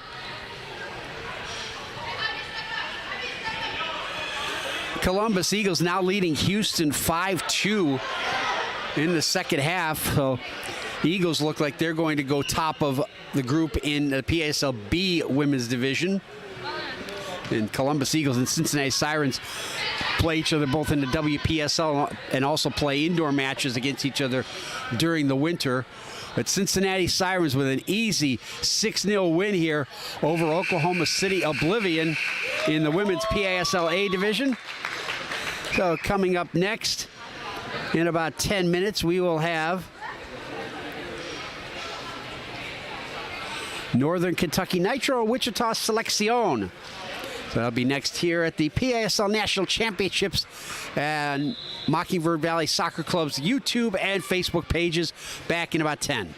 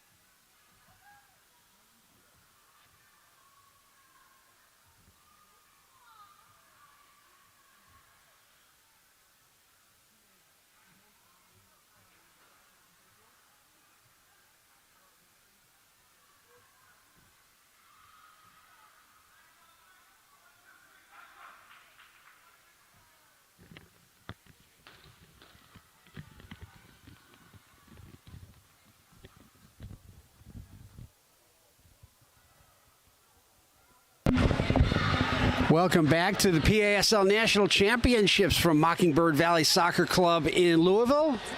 Thanks for joining us here on their YouTube channel and Facebook Live page. I'm Keith Kokinda. On the women's side, first of all, in the PASL B division, Columbus Eagles were leading 5-2 at one point over Houston IC, but Houston have come back, got within one, 5-4 in the second half. That's over on Field 1. You can watch the live stream without audio here as well, but this one here coming up next. We move back to the men's side. This will be the PASL A division opening match here for Northern Kentucky Nitro in the all-white kits out of Covington, just south of Cincinnati, across the river, and Wichita Selección in the black shirts, red shorts, and black socks. Northern Kentucky will be going left to right with a few familiar names from Cincinnati indoor soccer clubs of the past. And this is the PASL A division for the men. FC Indiana also in that division. They will play their opening game later on today. That will be against Northern Kentucky Nitro on Field 1 at 3:45 Eastern Time. Wichita going right to left here in the first half and quickly into the attack. And it's Alex Pinckney in goal to our left for Northern Kentucky in the blue, as Nitro try to clear their lines and able to do so. And getting away here is Ewell Bugassi, who's played for several Cincinnati indoor teams. Bugassi able to get it back. He's got some help back there behind him, and Alex Snell, another former teammate of his with a few different clubs. Snell can't win it, and flicking it away is Gabriel Villegas. And we have a whistle and a foul called against Wichita, which will give the restart to Northern Kentucky Nitro. Second minute. Cincinnati Sirens all gathering up here after their easy 6-0 win.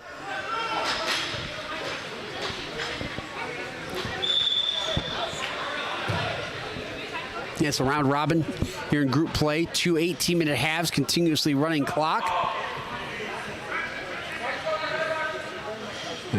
Ali Al-Assid is in goal in the royal blue to our right for Wichita.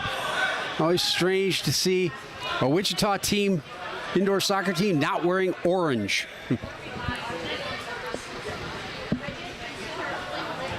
Al-Assid with the clearance ahead for Villegas, looking for the return pass. It doesn't come off. And here comes Northern Kentucky Nitro. Angel de Avila trying to go forward. It was Carlos Estrada, the number 3 with the big hair and beard there in the back.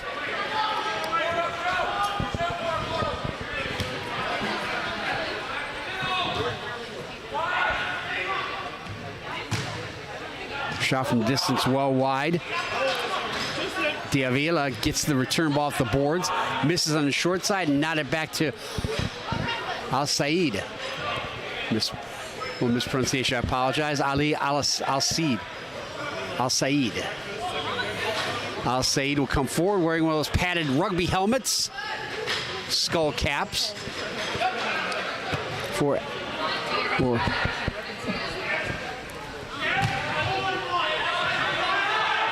getting it cleared temporarily there was Nathan Neal for Northern Kentucky.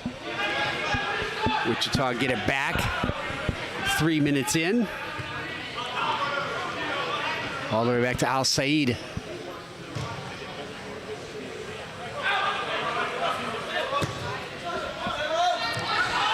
Sending to the corner quickly off his line to grab that is Alex Pinckney, quickly ahead for Sergio Vancini. Back to Pinckney. Both teams finishing line changes here. 14.5 minutes to go in the first half. Alex Snell working in the back here with Jay Klein. Klein finds Andre Novakovic, another longtime indoor veteran in Cincinnati.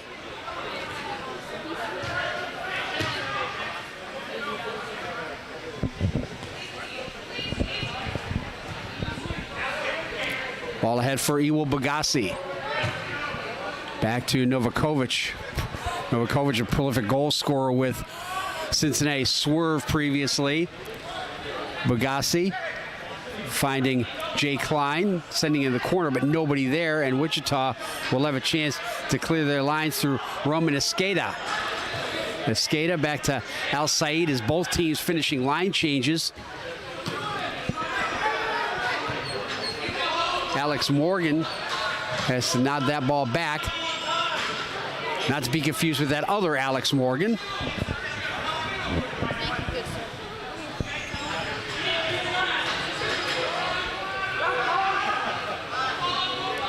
Again, Northern Kentucky, being from the Cincinnati area, only about 110 miles away, able to bring a pretty deep squad here to Louisville for this tournament. Wichita look like they have two complete lines as well.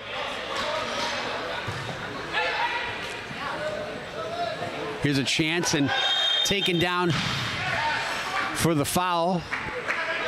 Wichita looking for the penalty. Pinckney with the foul just on the edge of the box, and they'll bring it up to the top of the penalty arc as we're missing a couple of numbers from Wichita's squad, 21 and 22 to be exact.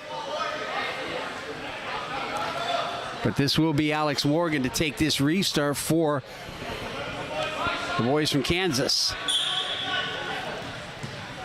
Off the restart, Carlos Estrada fanned on it.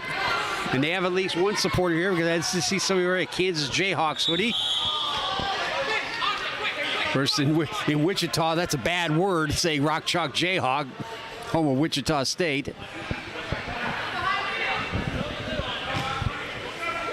Here's a chance. Novakovic steps that pass, and he'll go in alone. And Al Said with the good save. Second chance goes over the top, put in high and wide by Jordan Jastek, following up. And then Jastek commits the foul. But a great chance. Novakovic jumped on that lazy pass and had the 1v1 opportunity, but Ali Al Said came off his line and made an excellent save.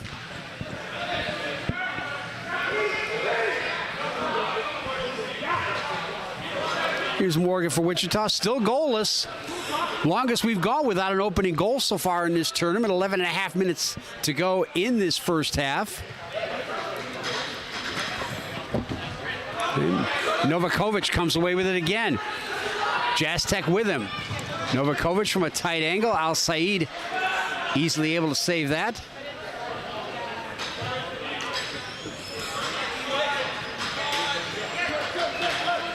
A few numbers that are off on this Wichita roster that we're missing. Roman Derth from a tight angle. Once, twice, and Pinckney finally able to cover up Ramon Derath, excuse me. The left-hander slinging it long and a little bit too tall on a high bounce there. Looking for Sean Eubanks, another one of those Cincinnati Swerve veterans.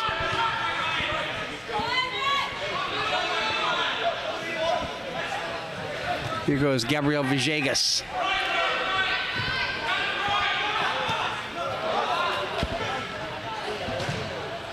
Off the boards from a tight angle, Derath, but it's easily covered up by Pinckney, who's been tested a bit early here.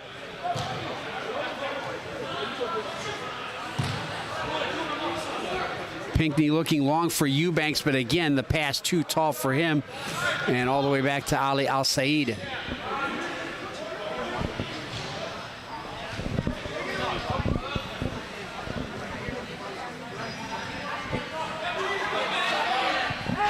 Ten minutes left in the first half, and we're still goalless.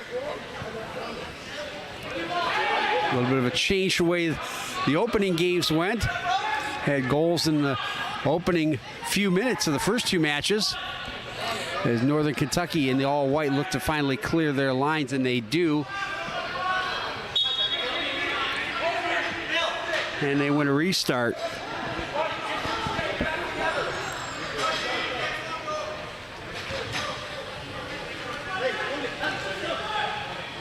All the way back to Pinckney is giving instructions. There was Bill Whitcomb, the number 2 over here on this side, who gets the return ball. Ahead for Asad Patel. Now a tight angle, Eubanks again, looking in front. Bill Whitcomb was there, but he got put off his ball just in time. Eubanks again. Now it's Bugasi with some time and space from long range. Hit a player in front. Second chance swiped at, but easily claimed by Al Said. Northern Kentucky have had the better of play so far, but nothing to show for it yet. And now they'll look to counterattack quickly. Bugasi quickly dispossessed from behind. And coming the other way, the man did the dispossessing, Joseph Ramirez, the number 13. Ramirez making the run forward. Instead, the pass goes into the corner for Cesar Ramirez. In front, cleared over the glass by Asad Patel. That could have easily been an own goal. Ramirez off the restart.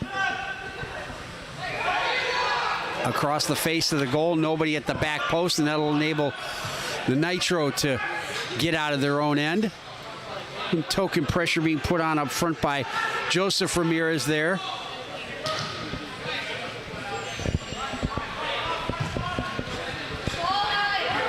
Pinckney with the long ball ahead, finding Sergio Vancini, who commits the foul.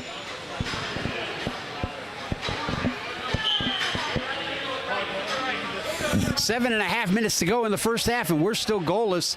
Northern Kentucky Nitro in the all-white, Wichita Selección in the black, red, and black. I'm Keith Kokinda. Thanks for joining us here on Facebook Live and YouTube, courtesy of the Mockingbird Valley Soccer Club here in Louisville. Now Northern Kentucky look go ahead. Angel Diavila stepped on that ball, got tangled up, had to go back to his goalkeeper, Pinckney. Now trying to get forward with it, and doing so is Alex Snell. Snell looking for the ball here on this side instead. They'll go into the corner where they find Sergio Vancini, but he can't do anything with it, so sweep it along the boards to Al Said.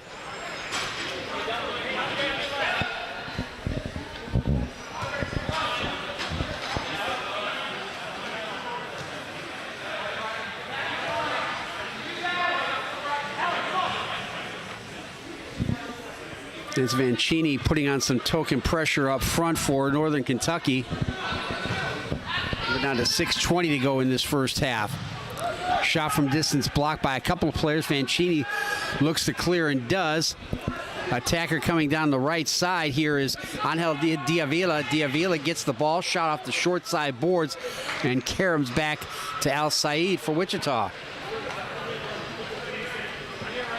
And this is the first match in the PASL Men's A Division. FC Indiana and Wichita will play on Field 1 at 2 p.m. That's 1 p.m. Central Time for those of you watching in Wichita.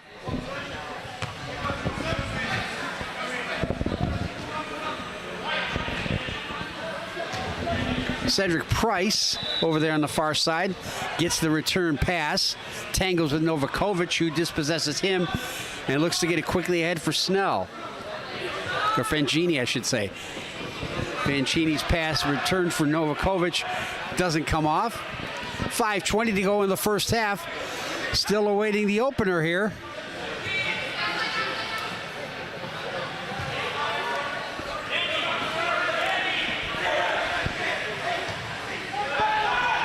Might be the longest. This 13 minutes, I think, the longest stretch we've gone without a goal in this tournament so far. Nice first touch by Carlos Estrada, looking to twist and turn. Wanted the return ball, but he'd gone in too deep, but Wichita maintained possession.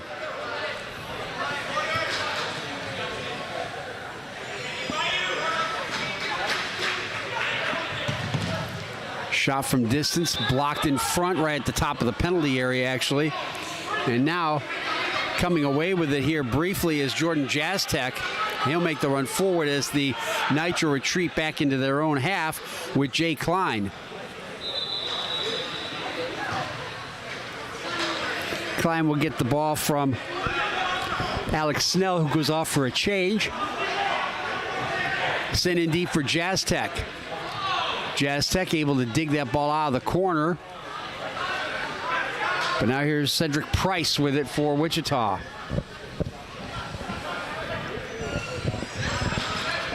Second match on field number 1 is underway in the men's division, men's B division. Kenosha FC taking on the men's OKC Oblivion team. Still goalless in the first half as well, so all of a sudden the goals have dried up here once we hit 10:30 Eastern time. Well done by Ewell Bagassi to win that ball away from a couple of Wichita players. Bagassi, a veteran of several Cincinnati indoor teams, sends the ball ahead for Jazz Tech, who wins the free kick just outside the Wichita line as Jose Zaragoza whistled up for the foul.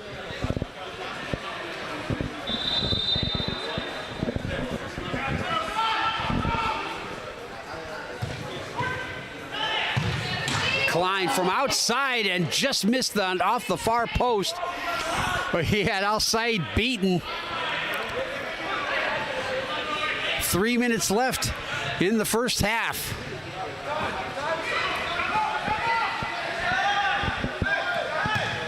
Assad Patel with some dancing moves, but the end result was a shot well wide. And now Wichita look to go onto the counterattack through Gabriel Villegas. Villegas with the pass across, waited a little bit too long. And the foul called against Wichita, which will enable both teams to make a line change here with 2.5 minutes to go in the first half. A goalless first half. We had 11 in the first match here. It's 6 in the second one. Now all of a sudden the goals have gone begging. Novakovic. Pinckney back there looking to play third defender, and they finally do get it to him.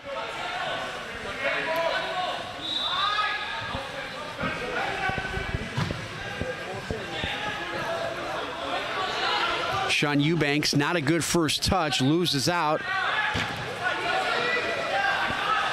Wichita will regather in their own half after the ball was sent in by Klein. Klein putting on some pressure along with Diavila. Ramirez. It's Joseph Ramirez. They also have Cesar Ramirez. Down to the last 90 seconds of the first half. Northern Kentucky Nitro in white, Wichita Selección in black, red, and black, and we're goalless. Opening match of men's PASL A Division group play.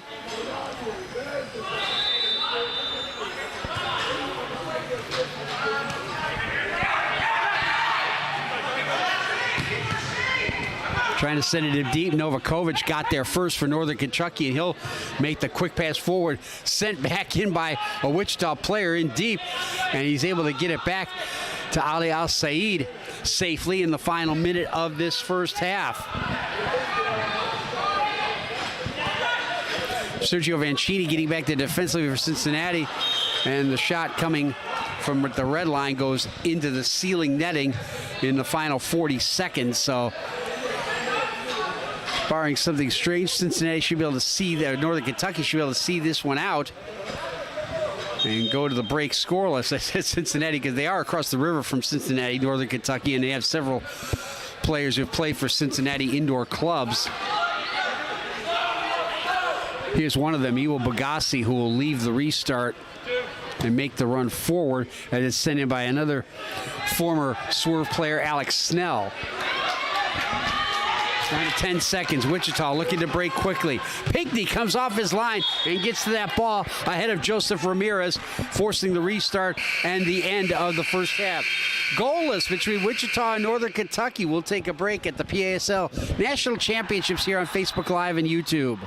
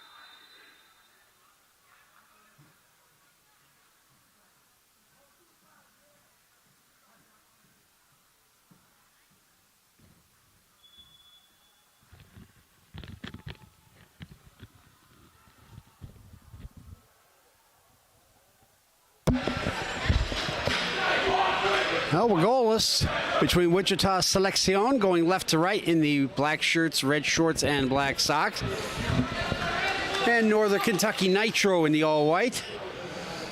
I'm Keith Kokinda. Glad you could join us here on Facebook Live and YouTube from the Mockingbird Valley Soccer Club in Louisville.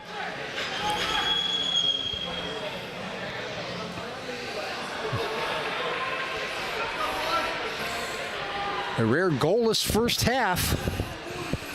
On the other side, though, being played on Field 1, Kenosha and OKC Oblivion on the men's side. Kenosha with the opening goal in the first half over there, so they lead 1-0. That's in men's PASL B.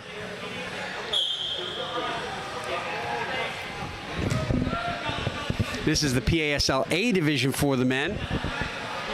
Ali Al-Said easily claiming that ball. Definitely the longest stretch we've gone this tournament without a goal. First goalless first half. Again, we had 17 goals in the first two matches.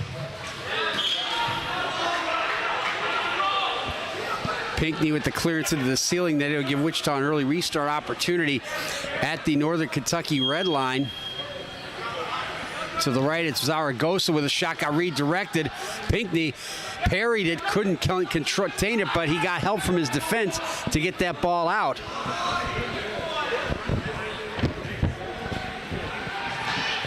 Wichita going for the early opportunity in the opening minute of the second half. There's Zaragoza, who just had that chance. The number 8 getting it back as he's being pressured by Ewell Bagassi up front for Northern Kentucky. Wichita will change it up here. And harder change in the second half was playing the opposite ends.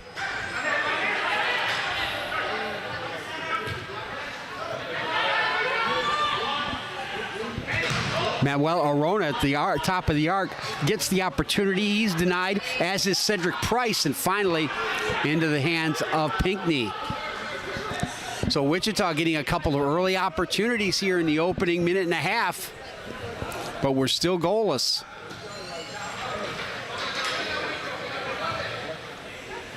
It's Riley McKenzie with the big hair making the run down the left side, but Pinckney instead will go over the top. Price is there for Wichita. Pinckney takes him down and concedes the free kick.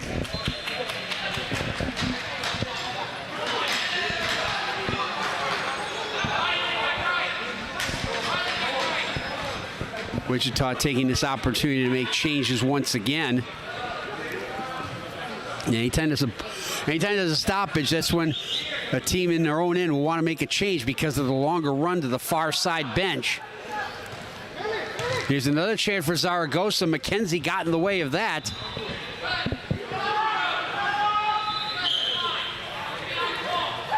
Quick restart off the ball off the board. Zaragoza dummied that. I should say Arona dummied that one. We play on after, in spite of the fact that Sean Eubanks was grabbed. Good job by the referee giving the advantage there. Angel Diavila digs that off the boards and gets it back to Ryan Gray on for his first shift. Gray, another long-time member of the Cincinnati Swerve, among other clubs. Gray gets in the way of that pass as he takes the ball away from Carlos Estrada. Now here comes Daniel Hill. Hill finding Diavila. Diavila's pass across. Players going to the bench there for a change. That was Sergio Vancini who was going off.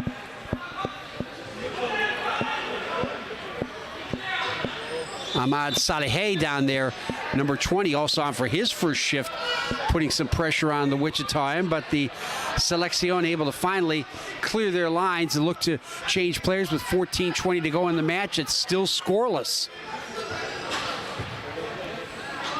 And again, the other field, Kenosha still leading OKC 1-0 in the first half.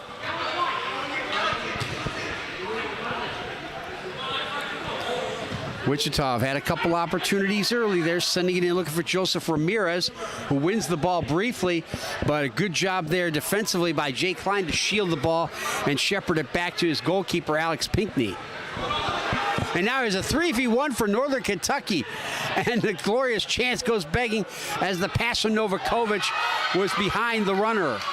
Now Wichita looked to counterattack. Novakovic with a good recovery to win the ball, but it took an inadvertent bounce off the boards and his heel, but Bagassi now comes away with it.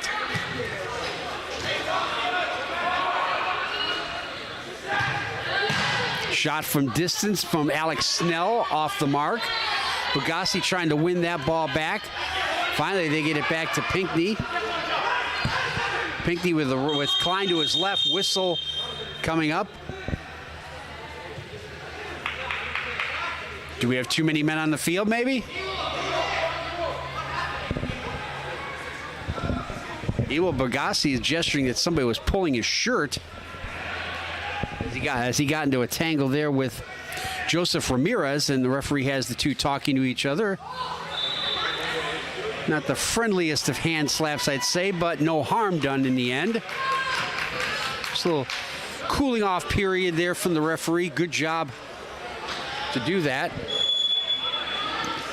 Next game coming up here in the Stadium Field being the Women's Open Cup Division. Chihuahua Savage from Mexico will take on the Snohomish County Steelheads, another Pacific Northwest team, and the Steelheads coming by. You might be able to see them at the bottom of your screen there.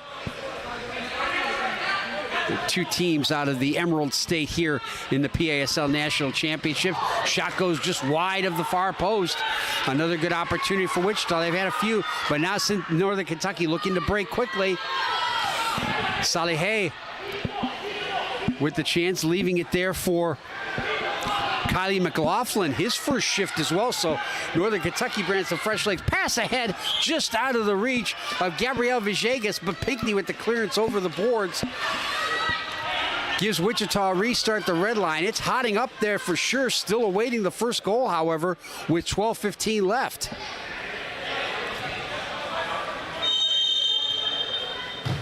Off the restart, it's blocked. PASLsoccer.com, by the way, is the website to check out for all the tournament results and how everything's going to shake out. Again, this group play here. Check that was the team in the white that's going by. That was the Chihuahua Savage going by, not Snohomish County. Cesar Ramirez took a swipe at that and missed, but it got blocked over the glass, so Wichita get almost a corner kick out of this. Zaragoza, who had an early chance in this second half.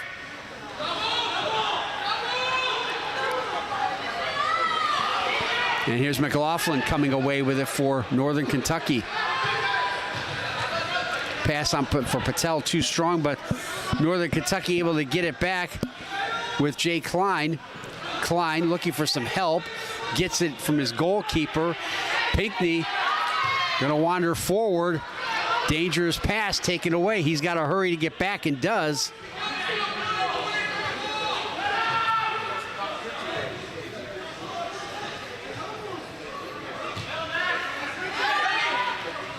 Zaragoza, 10:50 to go in the match. That still remains scoreless.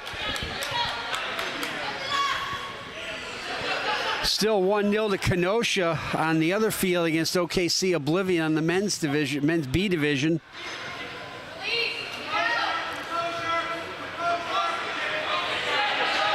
McLaughlin. Snell. Northern Kentucky finishing a line change here with 10:20 to go in the match. Snohomish County over in the far corner doing their warm-ups. We'll be able to see them when the camera pans back over onto that side.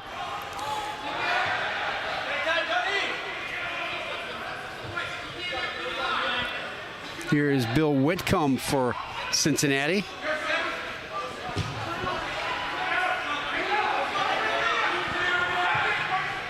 Here's a chance from the top of the arc, and the shot is blocked by Zaragoza as he denies Angel Diavila. First good chance for Northern Kentucky in this half. Nice little 1-2 with Whitcomb and Pinckney, and now Whitcomb able to get it forward for Ryan Gray.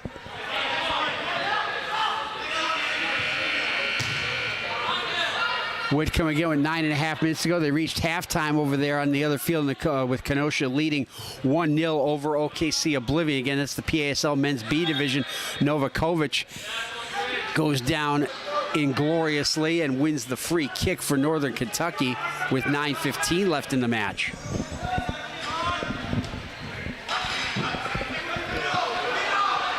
Gray looking for a runner. Instead, Novakovic on to make the switch is interrupted there by Cedric Price for Wichita. And now Price will go on the attack, and the foul whistled up here on this side. Both teams unhappy about that, especially Wichita, because they clearly had the advantage with Price going forward with the ball. Whitcomb was unhappy with the decision, but he ought to be thankful for it because that prevented Price from going in alone.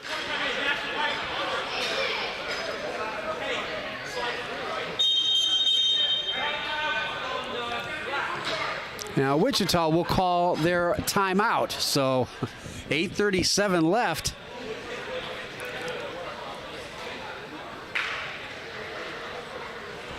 And we're still scoreless between Northern Kentucky Nitro and Wichita Selección.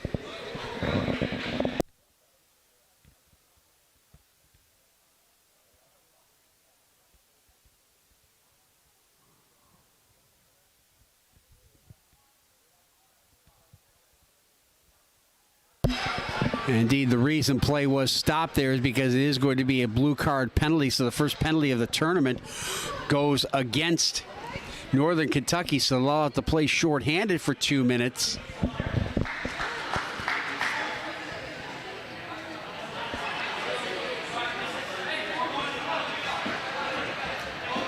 So that would be the reason why the advantage wasn't given.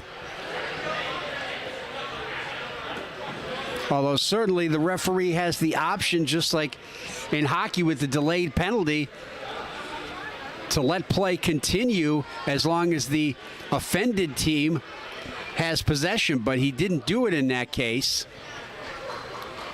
It's not one that comes up often in indoor soccer. Again, much more common in hockey, but I've seen it happen a few times. A little surprising it wasn't given that way, but either way, Wichita are going to have the man advantage here for 2 minutes.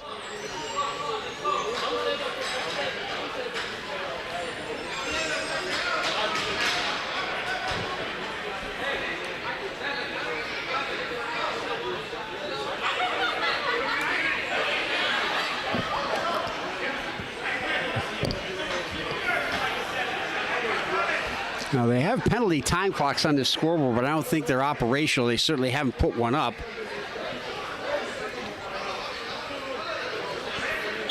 So here we go. Man advantage for Wichita in this goalless match.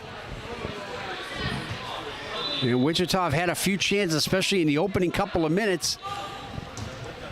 Now with a glorious opportunity, but it's Novakovic coming away with it. And a chance to go 2v1. Novakovic continues the advantage given to the far post and swept wide. Sergio Vanchiti with a great opportunity. Excellent refereeing by giving the advantage as Novakovic went through the tackle. And now he wins it back again and wins a free kick. 30 seconds gone in this power play opportunity for Wichita. Novakovic is hurting, ostensibly. Might be just wasting time. Again, the clock runs continuously. So he was able to kill off a good 15, 20 seconds of this man advantage opportunity. So Pinckney's just going to send it over the boards. A minute gone in this man advantage for Wichita in a goalless first round game.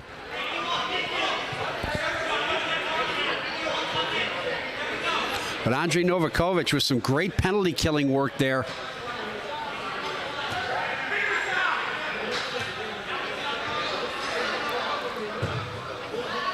And now Wichita wasted by sending it over the glass, and this will give Northern Kentucky a chance to kill off even more time, down to 30 seconds left.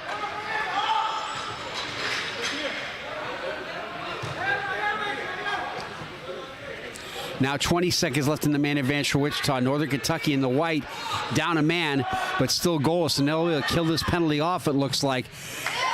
Shot from the far side is blocked. 10 seconds left in the penalty. Wichita get it back, but that will just about do it, and the penalty now expires. So Cincinnati kill it off.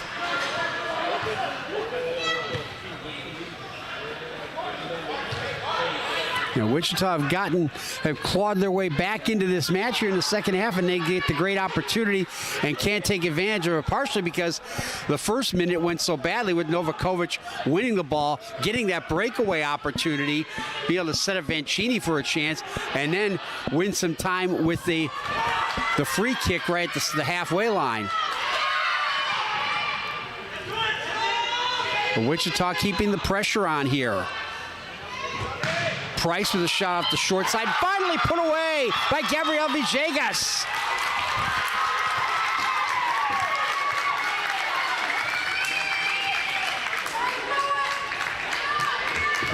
As you can hear and maybe even see down here to our right, a lot of people made the trip from the Sunflower State.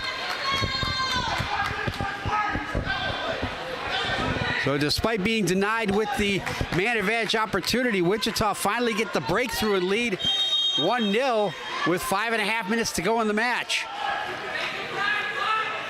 Ryan Gray paired in the back here with Jay Klein. Klein, Gray again, Novakovic ahead of him. Novakovic looking for the ball, he gets it, shot goes wide, but the foul whistled up prior to that as Jordan Jastek was taken down. And again, maybe the advantage should have been given there. But either way, it will give Andre Novakovic a free kick opportunity.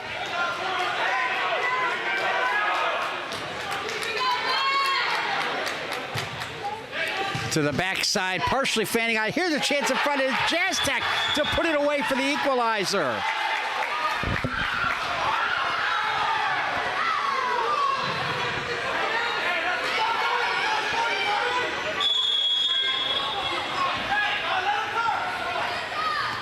So Northern Kentucky respond quickly through Jordan Jastek, and the Nitro are back on level terms at 1-1.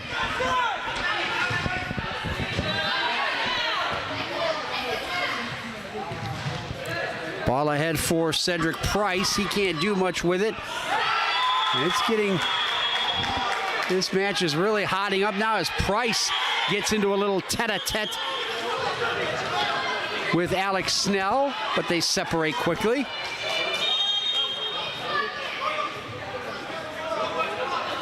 Not quite at a full boil yet, but definitely simmering. Jastek, the goal scorer, flicks it on. Ali Al-Said gets there first and just has to bang it off the boards away, and then Jastek crashed into him and the foul given.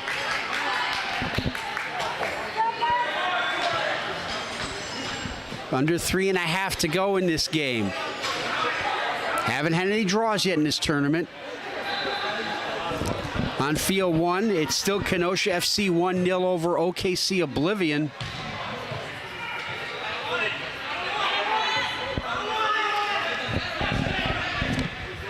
Northern Kentucky trying to clear their lines, and they do as they get it over here to Sergio Vancini, who missed a great chance shorthanded earlier in this half. Trying to fight his way through is Daniel Hill, the number 6. Hill gives a little shove to one of the Wichita players and now is told, hey, back off and get out of here. Let's not let this match get out of hand. 2:45 to go. Still 1-1.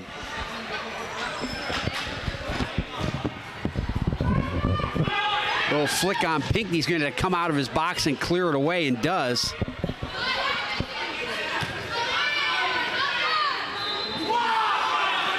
Oh, boy.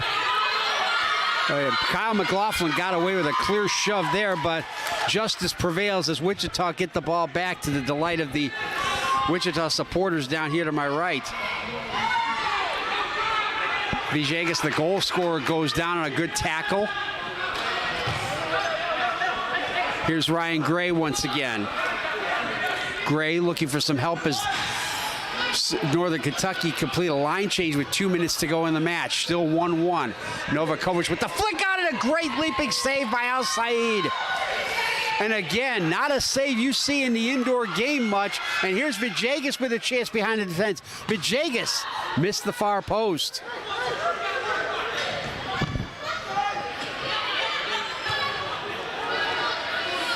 Not a lot of goals, but a lot of excitement in this one. Ewell Bagassi comes away with it. Price takes him down. Bagassi lost a shin guard in the process.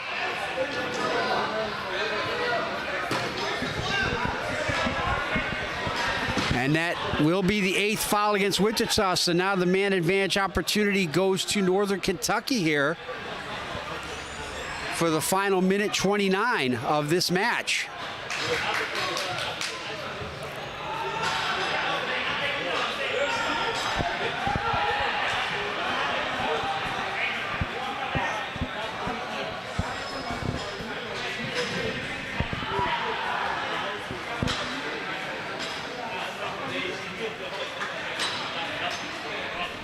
It's been a bit ragged. It's been a bit testy. It's been up and down a lot. There haven't been a lot of goals, but it's been a fun one. OKC Oblivion come back to level their match against Kenosha FC over on field 1. And this is the stadium field here. Again, that game also available here on the Mockingbird Valley Soccer Club Facebook page and YouTube channel. Again, we'd like to thank all the people here at Mockingbird Valley Soccer Club for hosting this tournament, providing us with the live stream for this tournament. I'm Keith Kokinda. Glad you could join us here. Lots more to come. Next up here on the stadium field, the Women's Open Cup division. Chihuahua Savage from Mexico will take on Snohomish County Steelheads. So for the final minute and a half, Northern Kentucky Nitro will have the man advantage after the 8th foul penalty against Wichita. Although, to be fair, that foul by Price could have been 2 minutes on its own. Either way, a chance for Northern Kentucky to possibly win this and get the full points.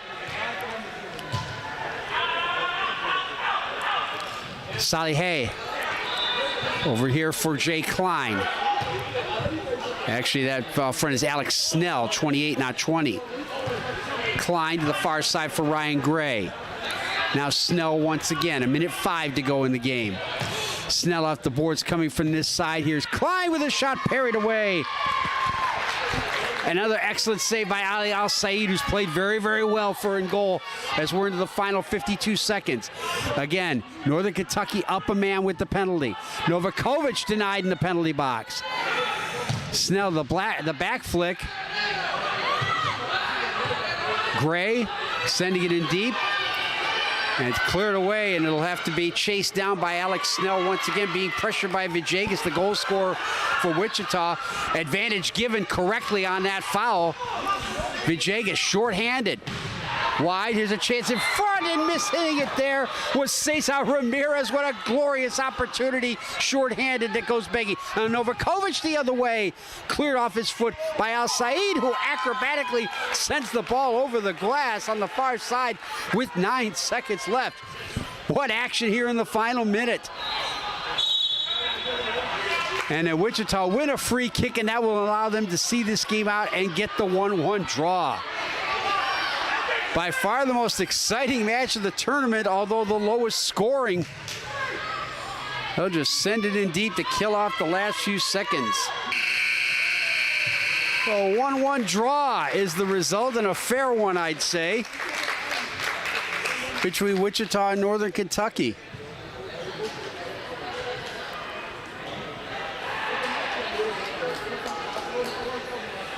So again, next up, back to the women's side. Chihuahua Savage and Snohomish County Steelheads.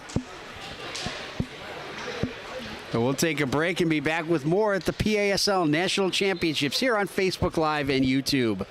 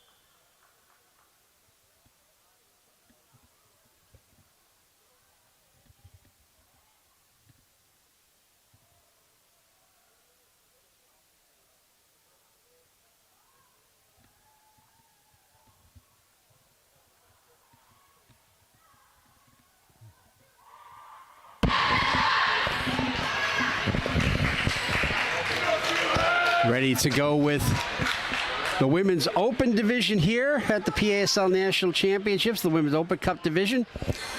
I'm Keith Kokenda, glad you could join us here. It's Chihuahua Savage in the white shirts, black shorts and white socks going left to right against Snohomish County Steelheads in the orange shirts. And away we go again. This is the Women's Open Cup Division. 5 teams in this division. They only have the one division as opposed to 2 for the men.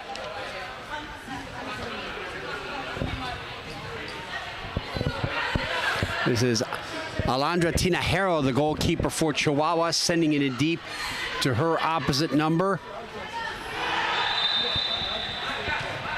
In Snohomish County, one of 2 Pacific Northwest teams, along with Tacoma Stars on the men's side, competing in this tournament today. Tacoma Stars winning the opener this morning, 6-5, a thriller over the Kentucky All-Stars.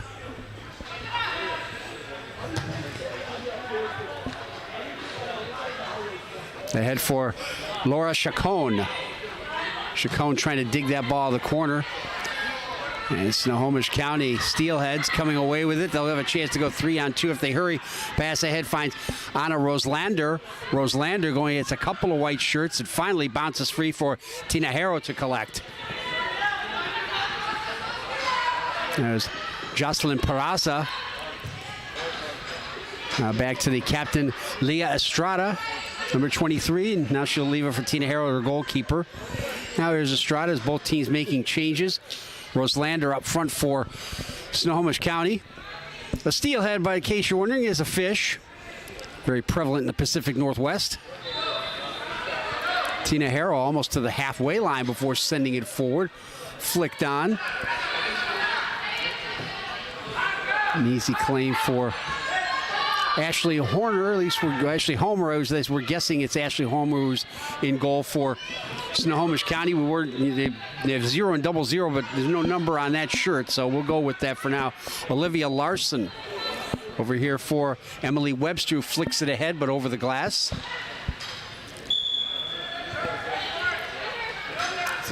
Andrea Gallegos sending it back to Tina Hoser, her goalkeeper, with that long ball out of the back. Shot looking for the far post, parried away. Lourdes Valle with the chance. Almost couldn't pick up the number with the long hair completely covering the number on the back of her shirt. But check, that's Valle right now, I should say. Valle whistle up for the foul. This will be Samara Gomez to take this restart for Chihuahua.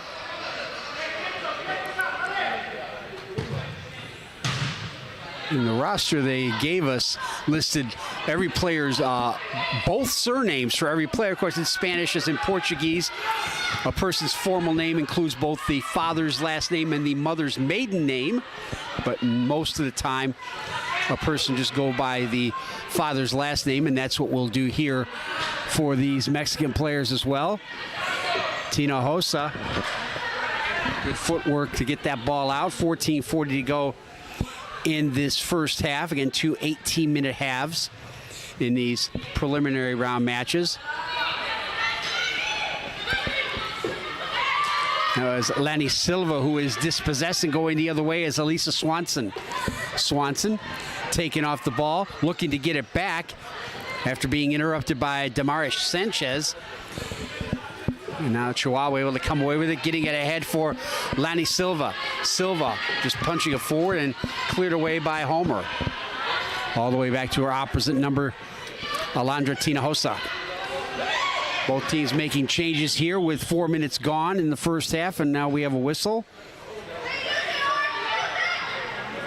And Tinajero held the ball too long, so the restart given to Snohomish County right at the penalty arc. Millie Morton, the number 12, to take this. Stephanie Spikerman to her left.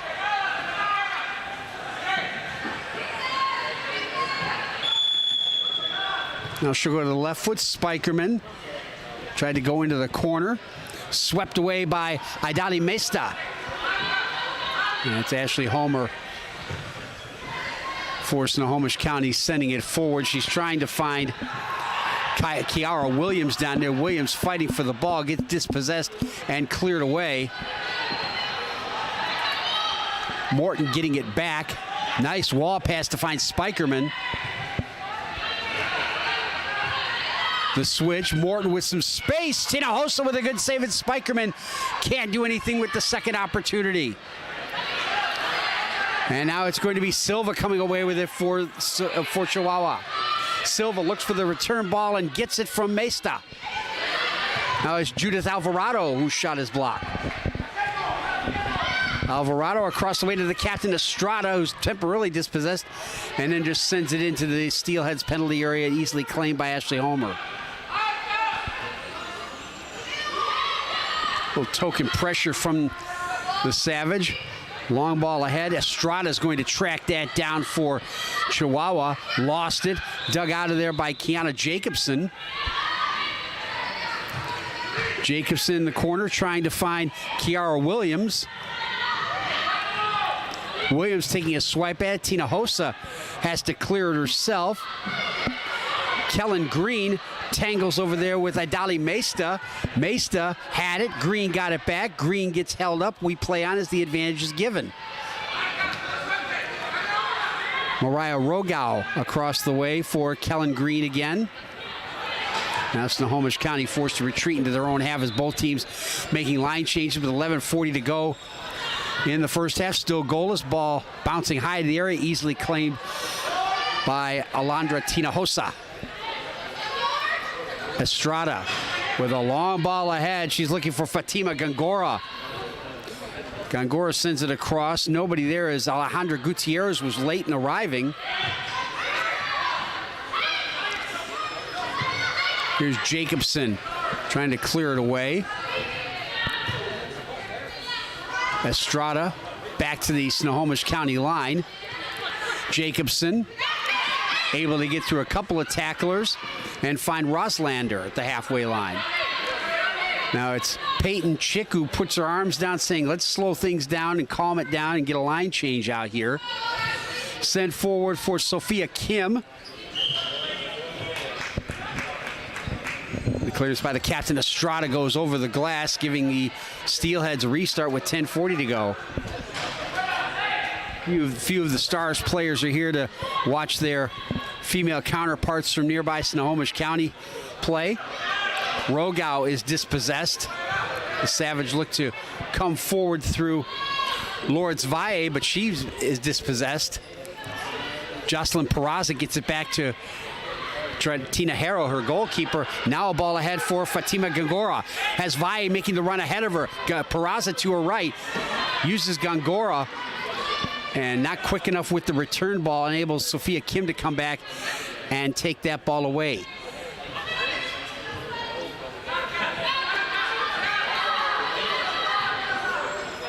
Line changes being made here. Maggie Tonklin back to her goalkeeper Homer. A pass ahead trying to find Elisa Slauson. Samara Gomez there. And now here's Satina Sandoval back to her goalkeeper Tinohosa. Should say it's Cynthia. Cynthia being the Spanish equivalent, of course, of Cynthia.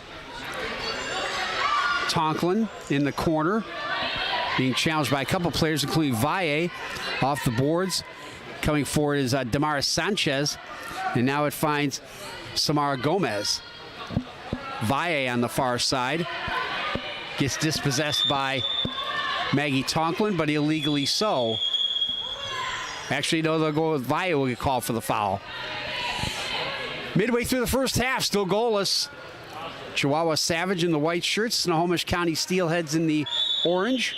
In the Women's Open Cup division, also the host club, Louisville Mockingbirds, Detroit Waza, Elizabethtown Ignite in this group as well. Again, Elizabethtown and Detroit played their opening match last night down in Elizabethtown. Ball into the penalty area, trying to find Sophia Kim. She can't get a touch on it. And the Savage able to clear it, get it ahead quickly. Homer way off her line. Good recovery run by Maggie Tonklin. Just enough to put Lanny Silva off. Now here is Damaris Sanchez. Now for Gongora with a shot goes wide.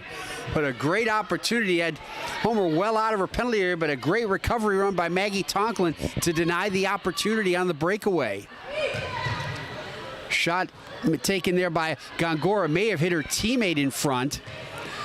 And Snohomish County looked to clear. Here's Shalise Besa with a long attempt with Tinohosa off her line, but not on target.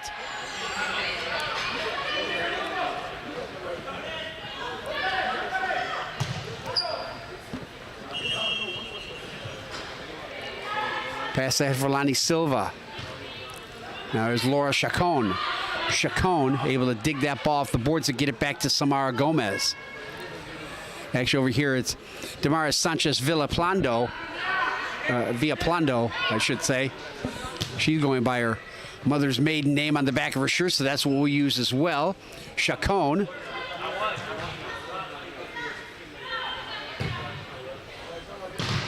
Switch of play. Villapando making the run forward. Now here's Chacon. Chacon getting some help from Gallegos. Instead goes around the boards, but whoa! I was about to say easily claimed by Homer, but that ball had some spin on it as it came up the boards. And now there's a chance for Villapando. And now Homer will do the conventional clearance. Sent right back in. And then the foul whistled up against Silva for getting in Homer's way. That clearance was just sent right back into the penalty area, forcing Homer to deal with the high ball. Spikerman sends it in deep. It was Samara Gomez who smashed that ball back in off the clearance, nearly creating an opportunity for Villapando. Tinohosa for Gallegos, Andrea Gallegos. Alondra Tinajero. She'll just send it in deep, looking for Gallegos, the runner. Chacon, not much on that one. 6 minutes to go in the half, still scoreless. Chihuahua Savage in the white, Snohomish County Steelheads in the orange. That was Kiara Williams sending a ball in the corner, looking for the return ball. Tinohosa with a great save. And a second opportunity also denied by Tinohosa. Second one coming from Kiana Jacobson. So Kiana and Kiara can't do the job. Tinohosa nearly let that one get through her hands on the high shot from Kaya Dayton.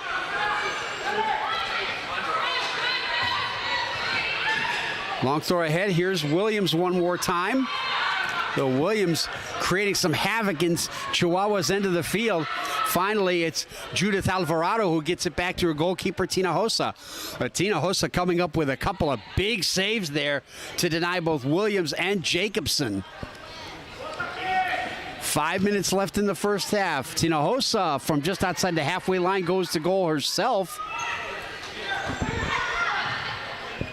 She's pretty good with her feet there. They're using her almost as a third fullback there. And as long as she's not being pressured, she's more than willing to bring the ball forward. Sandoval wins the ball briefly. Good pressure by Snohomish County to keep that ball at the line. Roslander wins it free for Kim. Kim with a shot blocked. Peyton Chick able to dig that out and send it back to her goalkeeper with 4.5 minutes left in the first half. Still goalless.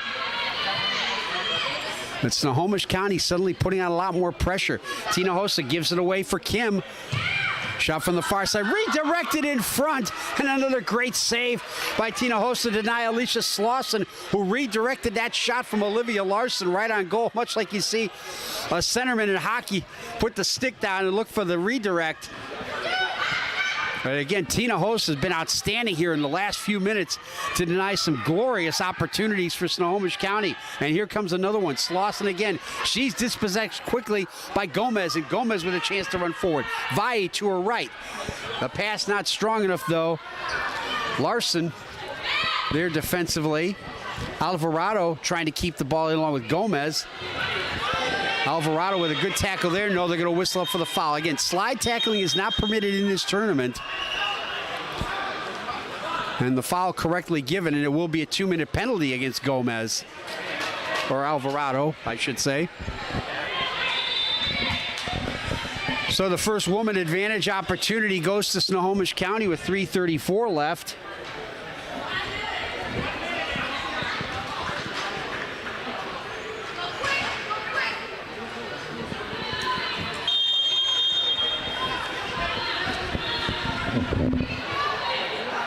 Comes Millie Morton.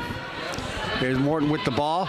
In 5v4, woman advantage for Snohomish County. Long distance shot misses the target completely. To give Chihuahua a chance to clear their lines and waste some time. Alondra Tinojosa with some excellent goalkeeping in the latter stage of this first half to keep this game scoreless. But then she throws the ball over the glass.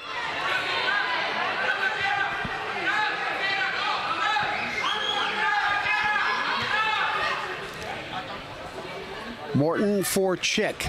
Chick with a weak shot, and they let it go through to Tinojosa, who then kicks the ball into the ceiling netting, and now bring the ball back to the Chihuahua line. All of a sudden, Tinojosa having trouble with their clearances here as the Steelheads have the woman advantage. On the first time, shot off the post by Peyton Chick. What a great opportunity. She had Tinojosa beaten cleanly, but the post bails out the Mexican goalkeeper. And now with the ball into the ceiling net, it'll give Chihuahua a chance to clear their lines. Here's Chacon. About 40 seconds left in this woman advantage opportunity here, and then the ball sent over the boards. And it'll come back to the Savage defensive line. 2 minutes to go in the half. Morton being prevented from taking the free kick quickly. First time shot well wide. Chacon with the clearance for Chihuahua. And that will just about do it for the woman advantage. Only 10 seconds left. Estrada there first to hold off Kim. Kim got in the way though. Penalty is now over. And now Chihuahua with a chance to go forward. Valle dispossessed quickly there by Kellen Green. Valle looking for a return pass, finally gets it, and then couldn't get the ball out from under her feet. Valle trying to chase that ball down against her opposite number, Maggie Tonklin. Kellen Green, as we have hit the final minute of this first half, we're still goalless between Chihuahua and Snohomish County in the Women's Open Cup. Here's Slauson, who had a great opportunity trying to fight off Sanchez. Or Villapando, I should say.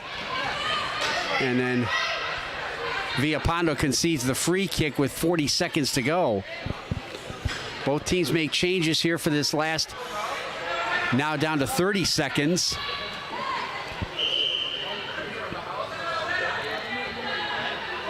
Shalise Besa in the penalty area. Shot hits a Mexican player in front and cleared over. That shot from Rogao hit Peraza in the back, which is a good thing because I don't think Tinojosa knew anything about it. Rogao again with 8 seconds. And good pressure by the Chihuahua defense forcing that ball out. And they won't get another opportunity. That will do it for the half. A fun-filled first half, but still goalless between Chihuahua and Snohomish County. We'll take a break and have the second half for you here on Facebook Live and YouTube.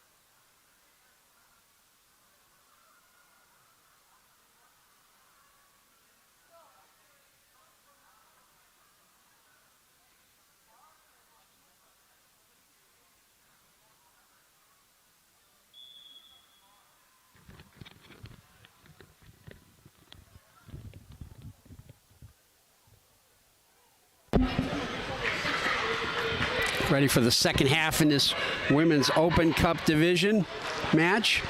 Snohomish County Steelheads and Chihuahua Savage from Mexico.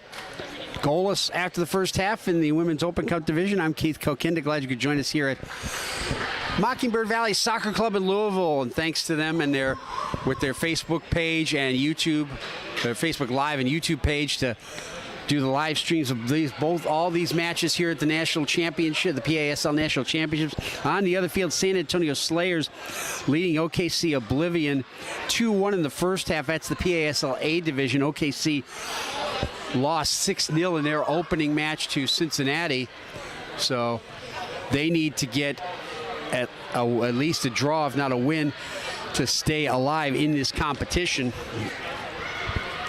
Chihuahua in the white shirts, navy blue shorts, and white socks going right to left. That's Alondra Tinojosa, who had to make some spectacular saves in the latter stage of that first half. In goal to our right in red, Steelheads in the orange shirts, black shorts, black socks, with Ashley Homer in goal to our left. She was not nearly as busy as Tina Harrow was. Here is Jocelyn Peraza. The captain, Leah Estrada, sending it ahead, finding Alejandra Gutierrez. I think it might be Gutierrez's first touch, first time I can remember mentioning her name. And the ball over the boards, and they say last touched by the Mexican side. So Snohomish County get the free kick here. Going into the second minute of this second half. Here's Peyton Chick. Gongora putting on some pressure up front for Chihuahua.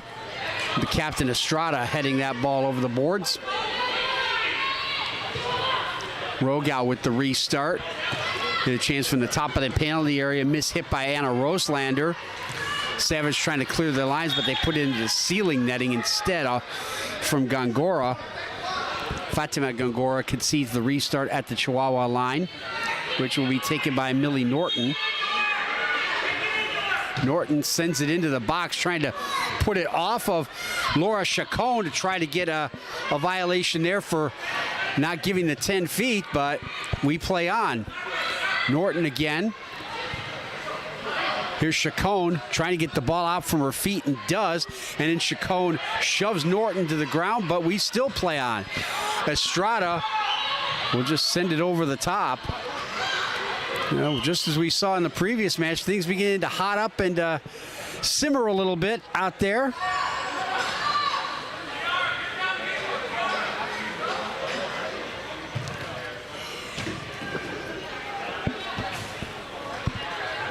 Rogau sends it off the side netting. Again, the boards on this side with the mostly plexiglass a little bit shorter than the boards on the far side.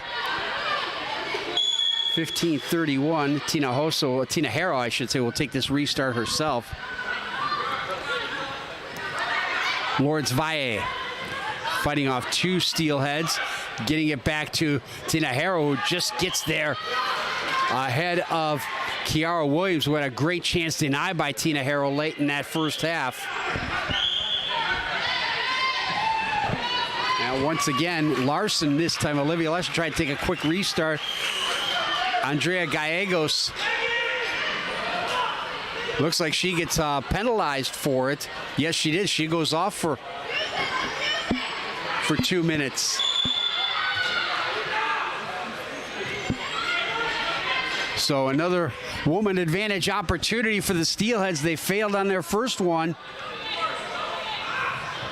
Emily Webster couldn't get to that ball. It all the way back to Ashley Homer to send it in deep. Estrada, the captain, flicking it ahead. Morton will get there first to shepherd it back to her goalkeeper with 14:50 to go in the game. Webster, Morton. Shot from the far side, blocked, cleared out of the area by Samara Gomez. Morton again. Off the back of Cynthia Sandoval. And finally, Tina Harrow is able to claim it, and she'll be able to waste some time. She had some trouble with clearing the ball in the first half when the Savage was shorthanded, giving away a couple of easy restarts by putting the ball over the glass into the ceiling netting. Webster, Morton. Savage playing kind of a diamond formation here. Flicked down in front. Tina Harrow can't get it. Cleared into the ceiling netting in spectacular fashion by Andrea Gallegos, bailing out her goalkeeper, Alondra Tina Harrow, after she bobbled that ball off the boards. Shot blocked. Sandoval there for a partial clearance. Webster. Sophia Kim fighting off a couple players. Back to Webster. Morton flicks it on, looking for Kiana Jacobson. She had a good opportunity late in the first half as well. And Valle is going to be able to clear, and this penalty has been killed off. So the Mexican side 2 for 2 and killing off shorthanded chances. Now here's a shot coming on from Peyton Chick, but easily claimed by Tina Harrow, who has been terrific so far. By far the busier of the two goalkeepers with 13:10 to go in the match. We're still goalless. Tina Harrow playing as a third fullback. He'll send it into the box. Flick on attempt there from, we just missed.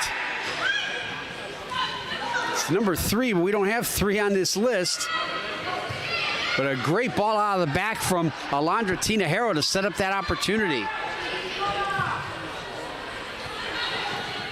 Gomez getting there defensively as that ball is played out of the back. Now here's Webster again. Webster coming right up Route 1.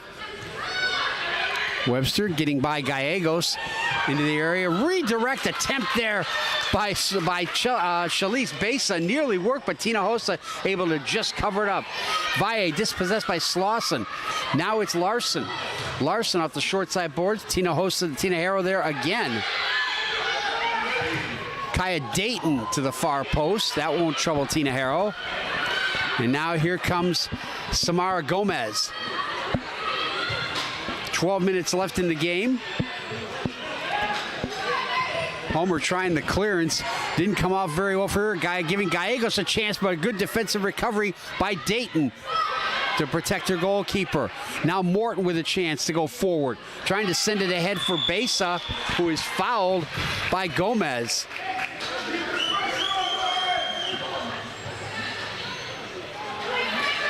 So a good restart opportunity here for the Steelheads. 11.5 minutes to go in the match. Still goalless. It'll once again be Millie Morton. Kiara Williams setting up shop on the far post. Instead, they'll give it short for Kellen Green, whose shot is blocked. There was Laura Chacon there defensively for Chihuahua, and the Savage able to clear their lines. Homer being pressured by Mesta, sending it forward, but all the way to her opposite number, Alondra Tina Harrow. Kellen Green trying to settle that ball down, and then is whistled up for the foul right at her defensive red line. Lonnie Silva winning that restart, and she'll take it herself. Gomez to her left. Alvarado to her right. Mesta going in deep to the left side. They'll go to Alvarado, and she puts it off. Mesta, I should say, mishits it. 10:19 to go in the match. Still looking for the opening goal.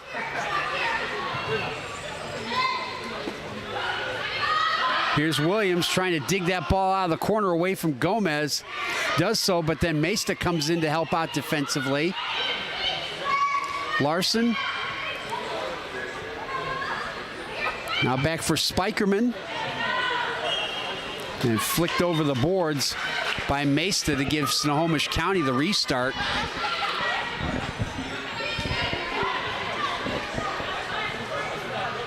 Spikerman. It's Rogau on the far side. Spikerman out front here. 2-2 on the other field between OKC Oblivion in San Antonio. Big scramble in front. Tina Harrow trying to find the ball. So is Williams. It's blocked and finally swept through the face of the goal. I don't think Tina Harrow ever got a touch on any of those. I'm not sure she knew much about where it was either. But as far as Chihuahua is concerned, it didn't cross their line, and that's the only thing that matters to them. Oh, nice little dummy to find Silva coming forward. Kellen Green there defensively, able to dispossess Silva and get it back to her goalkeeper, sweeps it out as we're midway through this second half, still goalless. Adali Mesta. And finally, the captain Estrada will look to settle things down for Chihuahua, getting it back to her goalkeeper, Alondra Tina Harrow. Good ball forward, finding Ganagra. Cleared out of the box, but Gongora, I should say, Fatima Gongora making the run forward, and Tina Harrow saw her. Now here comes Estrada out of the back, and Estrada gets the first goal of the game. Wonderfully worked restart.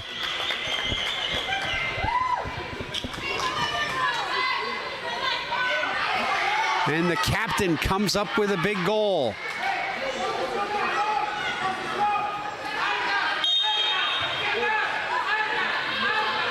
So the Mexican side strike first. 8 minutes left in the match. Leah Estrada, the captain. And now they'll look to counterattack one more time. Nice piece of work there by Fatima Gongora. Eventually getting it to Alejandra Gutierrez on that far side. Estrada, the captain and goal scorer. Back to Tina Harrow. And you have to think back to those saves she made late in the first half. They're looming even larger now. Estrada looking for a return pass and gets it from Gutierrez. Defensively there, it's Mariah Rogau trying to fight off Cynthia Sandoval. Also digging in there is Gongora, and finally Homer's able to come up with it. She'll just clear it with the foot, kept it out of the ceiling netting, but Peraza couldn't. And the restart goes to the Chihuahua defensive line with 7 minutes left in the match, and Snohomish County looking for an equalizer here. They had some great opportunities late in the first half. They've had 2 woman advantage opportunities as well, but still have yet to find the breakthrough. Shot by Emily Webster is blocked. Peraza getting in the way of that. Check that. That was Gongora who blocked that shot. Morton comes in field. Actually, it was Morton who getting the second chance. It was Rosslander with the first opportunity. Now Chihuahua able to get it clear, and the Savage looking to make it a 2v2. Peraza running forward with her is Gongora. Instead, picks out the late runner coming in on the far side. Peyton Chick is there defensively there to get it ahead to Millie Morton. Morton has Kim running through the middle, uses her. Kim to the far post. Morton, the second bite of the cherry, and a terrific save made by Alondra Tina Harrow. And now from long range, it's Webster, but she can't find the target. But Tina Harrow once again coming up big for the Mexican side to preserve their 1-0 lead.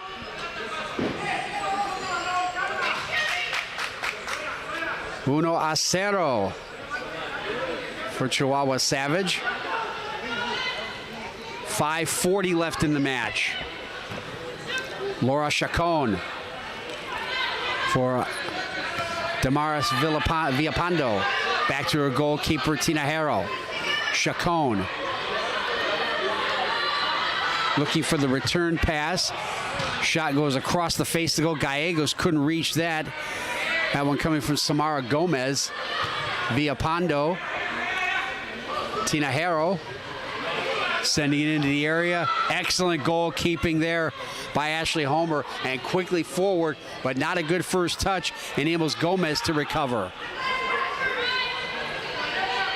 Olivia Larson dispossessed briefly by Chacon, her opposite number.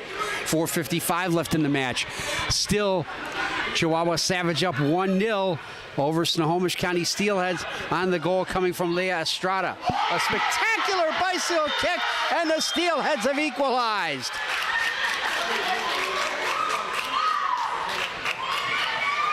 And that brings them all off the bench.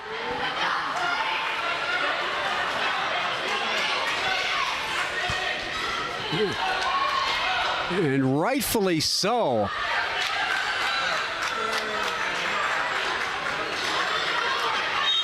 I believe it was Shalise Besa who got that goal. So 4 minutes to go, and all square. In deep, and Ashley Homer once again able to make the save. We were able to see the second choice goalkeeper, Nikki Bolden, has the 0-0 on her shirt, so it is indeed Ashley Homer who's been in goal for Snohomish County. Here's Gallegos. Gallegos in field for Villapando. Villapando looking for some help. Chacon. Villapando again. Has Gomez in the back and uses her. 3.5 minutes to go.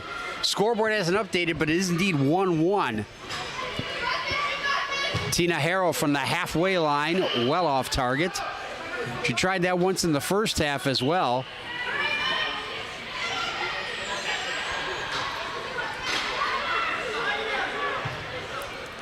Harmer will drop kick it, and it did hit the netting, yes.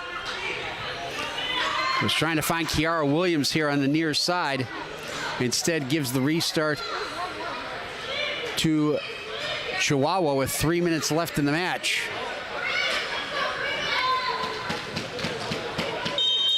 Judith Alvarado says her side wants a timeout.